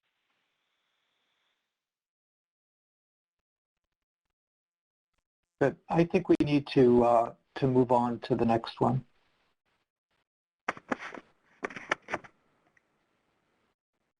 Okay, John or Howard, you'll take over. Sure. This is John. I think Shannon, are you ready to talk about the next 2 there? Yes. Yep. So this next recommendation, 5 and 7 would be next. Yes. Can everybody hear me? Yes. Okay. Great. Yeah. So the next recommendation is recommendation number 5, which is the recommendation around approval or submission of data surrounding metformin. And I'm going to go on to the recommendation instead of the background. The recommendation is to provide funding to NIH to collect, analyze, and organize the available data from the Diabetes Prevention Program describing the effectiveness and safety of metformin for diabetes delay or prevention in patients with prediabetes, including subpopulations most likely to benefit. Such a summary could then be used to inform an appropriate submitter's request to FDA to review and consider an indication for the use of metformin in high-risk patients with prediabetes. And one of the comments that we received about this was related to the amount of money for such an expensive drug, and wondering if this could be folded into PTP recommendation 13, identifying target populations for metformin intervention, or something similar. So I'll take comments on this.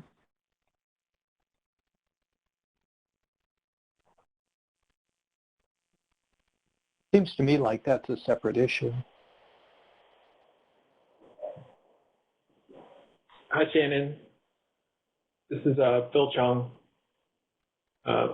I had a question on this one and wasn't really clear on how impactful this specific recommendation might be. And in part, that's because I don't know that I have a good understanding of what are the impediments to the utilization of metformin in the population. And while I wasn't well, I did not make that comment about incorporating this into recommendation 13. I did wonder whether some of the research recommendations in 13 on identifying impediments might be utilized in a way to understand first, is this the impediment? Or is there something else that might actually be another way to target it? If the question I had in my mind was, is this effort that we're going to be asking funding for, is it really going to have the impact that we think it will?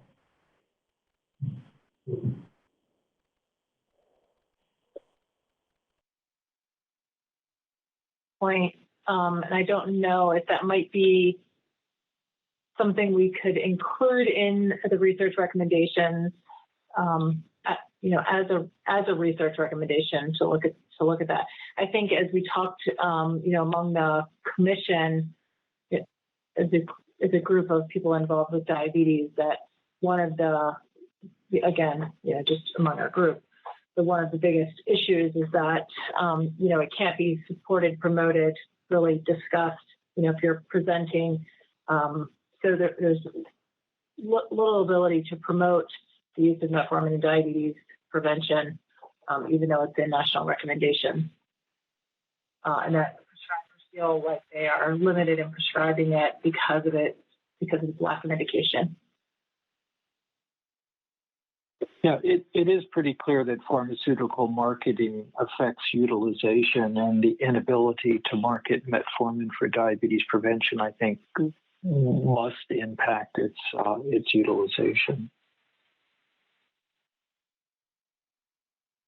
I guess I just don't know if that's true or not. And I think the follow-up comment Shannon made, my understanding is that, at medical conferences, at senior-related things, you can comment about utilization of drugs that are not, uses of drugs that are not for the approved indication. And so a disclaimer that it's not the approved indication, but here's some data. And I think that's my understanding. That is, no one's coming after anybody for that. Yeah, look at. This is John Bolter. I know Ann Albright thought this was an issue, and I wonder if Pat Schumacher could answer the question: is the CDC limited from promoting metformin for diabetes prevention because it's an off-label indication? This is Pat. Can you hear me? Yes. We don't generally, I mean, that's a little bit outside of our scope. We don't generally promote medication. So we have not done anything with metformin specifically.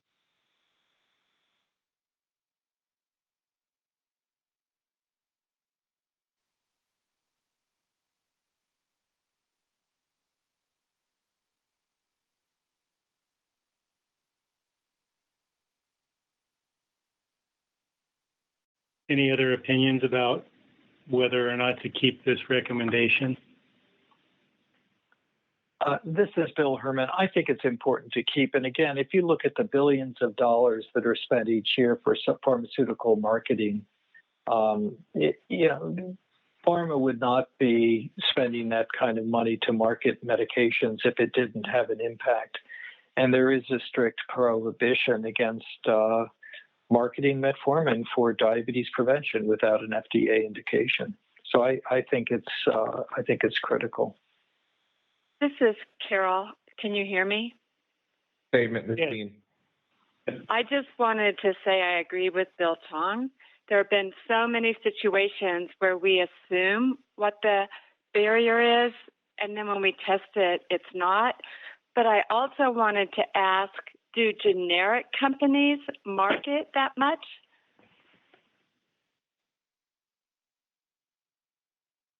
I've never had a generic pharma market to me.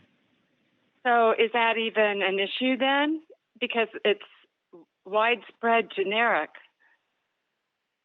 So health plans could market a medication for diabetes prevention, but they cannot do it if it's not approved. There are a lot of organizations that might market it that can't because it's not approved for that indication.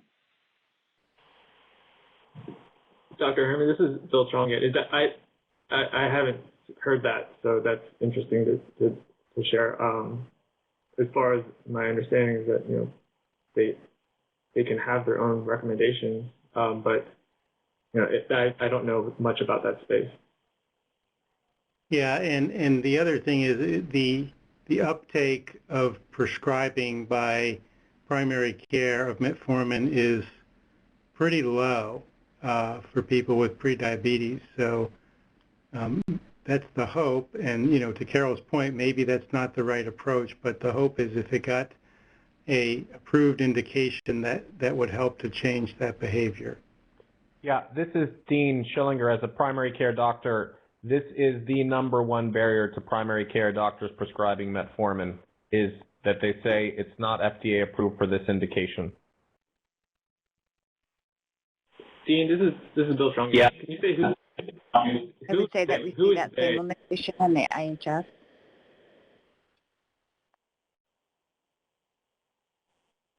Say that again. I didn't hear everything you said. This is Janet Town, and I would say that same limitation impacts the Indian Health Service as well. It's left to individuals deciding to use an off-label prescription, so it limits our ability to think about it more broadly.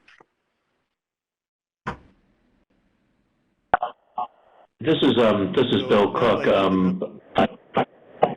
Go ahead. Yeah, I'm sorry. I agree with Dean. I'm in the same position in primary care, and people would get the uptake of this, and then the dissemination of it as a common practice would be much better. I would just feel bad if we go through this whole commission and something as obvious as this wasn't addressed in some way.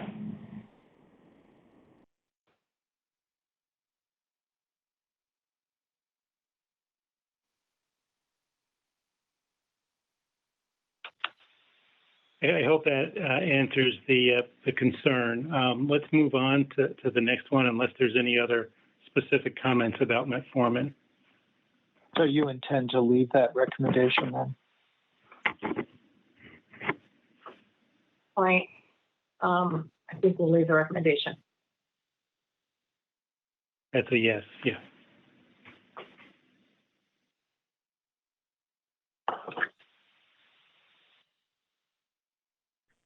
So the next recommendation is recommendation number 7. And I'm going to move forward to the recommendation. And the recommendations are to approve MDPP as a permanent covered benefit, not only a model expansion service, expand coverage of MDPP to include virtual delivery, and lift the once-in-a-lifetime limit on participation in the MDPP.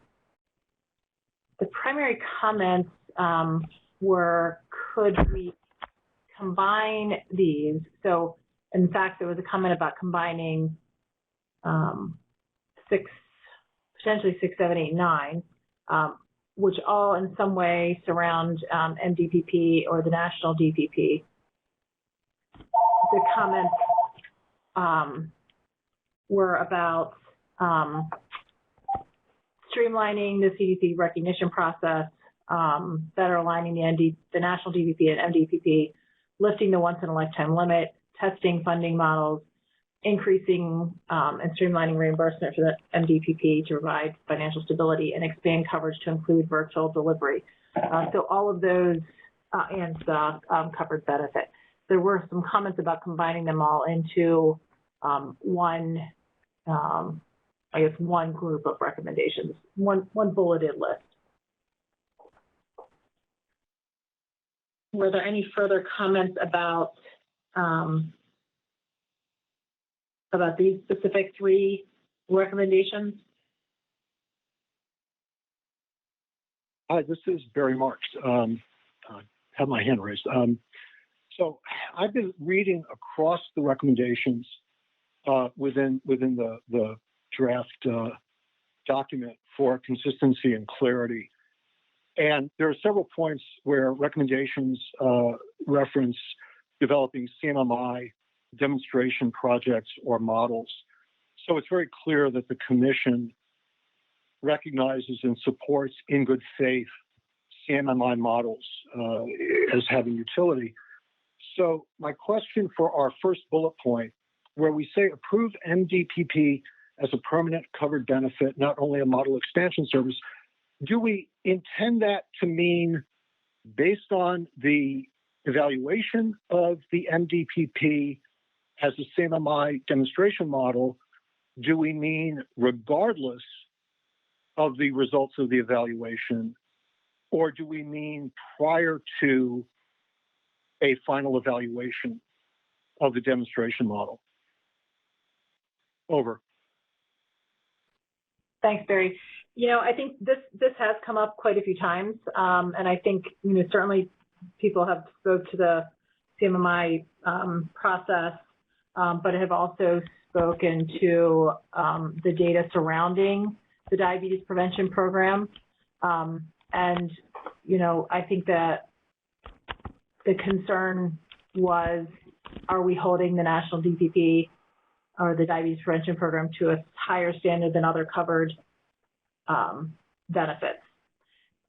And so I think there was it is mixed. I think that's a difficult question to answer, but I think the intent was to move the MDPP to a covered benefit based on the data that has been provided to the state. Because I think, again, just for consistency across the document, we should be clear what it is that the commission is actually recommending. Again, because of the reference elsewhere to CMMI models. So Barry, based on Shannon's comment, would you recommend wording here? Well, again, if as a general theme across our recommendations, the Commission supports using CMMI models as a means to improve service delivery for individuals with prediabetes or diabetes, that would argue in favor of letting the MDPP run its prescribed course as a demonstration model. So I think, you know, if we were going to follow that construct, then the language would be based upon the evaluation of the MDPP demonstration model. I think if the Commission were, in the case of this specific model, recommend to Congress and to the HHS Secretary to either terminate the model before its final evaluation, or move forward with making MDPP a covered benefit regardless of the evaluation of the model, I just think that we would want to be explicit as a commission, because that would seem to be a different approach towards CMMI demonstration models or projects than what we seem to be identifying in other recommendations. And Shannon, it was my impression that the recommendation was the latter because, as I recall, aren't there features of the demonstration project that sort of stack it against the effectiveness? Right, that so the virtual delivery, there's concerns about that and its ability to be successful without that in the prior portions of the model. There's also many of the comments that were received from stakeholders based on the differences in eligibility and duration with the national DPP that makes it problematic for providers to deliver the MDPP in a financially sustainable way.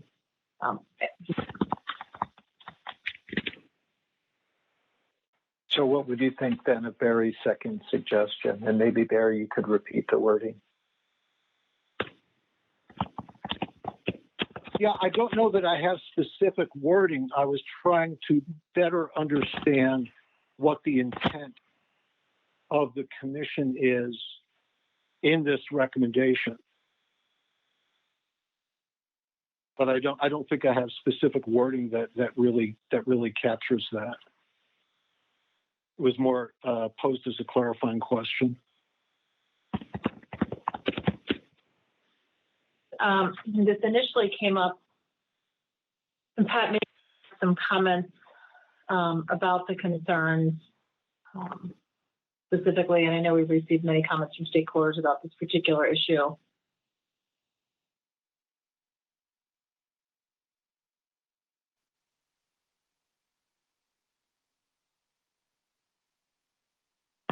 Any other comments?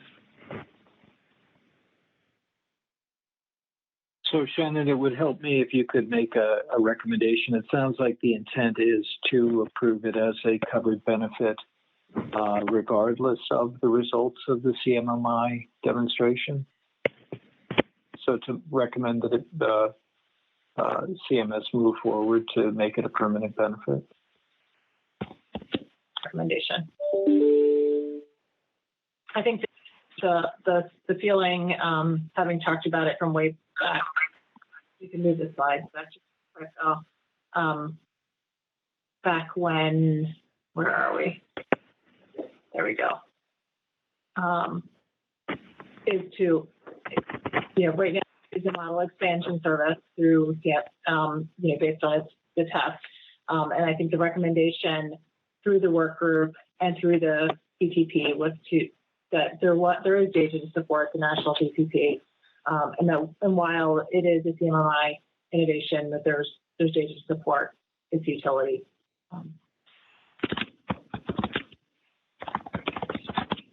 As a covered service, as a covered benefit, not only an expansion service, prior to the completion. Okay. John, was that it for your subcommittee? We had one more. That was recommendation 1. Do we have time to do that?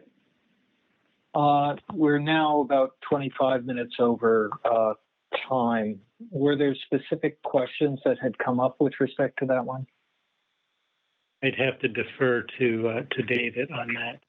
David, can you comment? Yeah, Bill, the two comments we received about this were specific to social media and whether we were suggesting that be the exclusive way in which CDC would, as I say here, effectively reach populations disproportionately impacted. And we can modify that language so that it's not exclusive or that's not the sole way.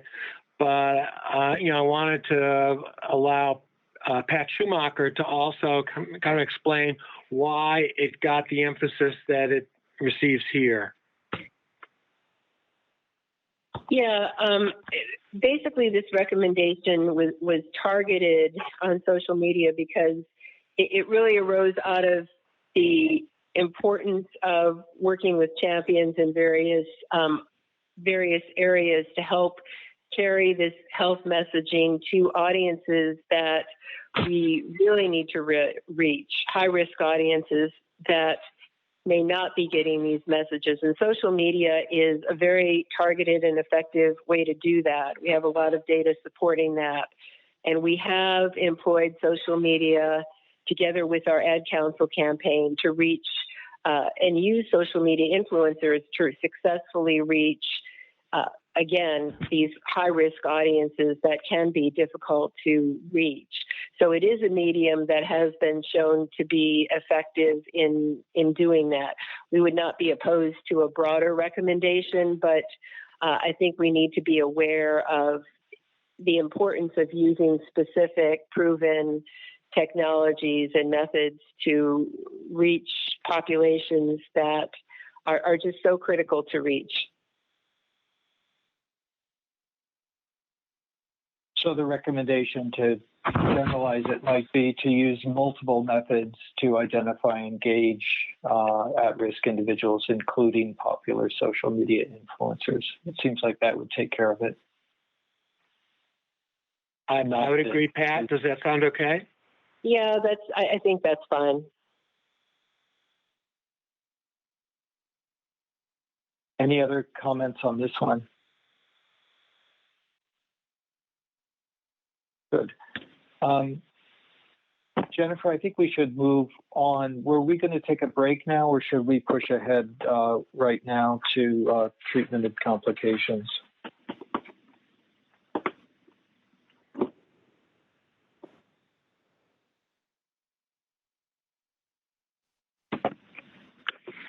Can we suggest at least a 5-minute bio break?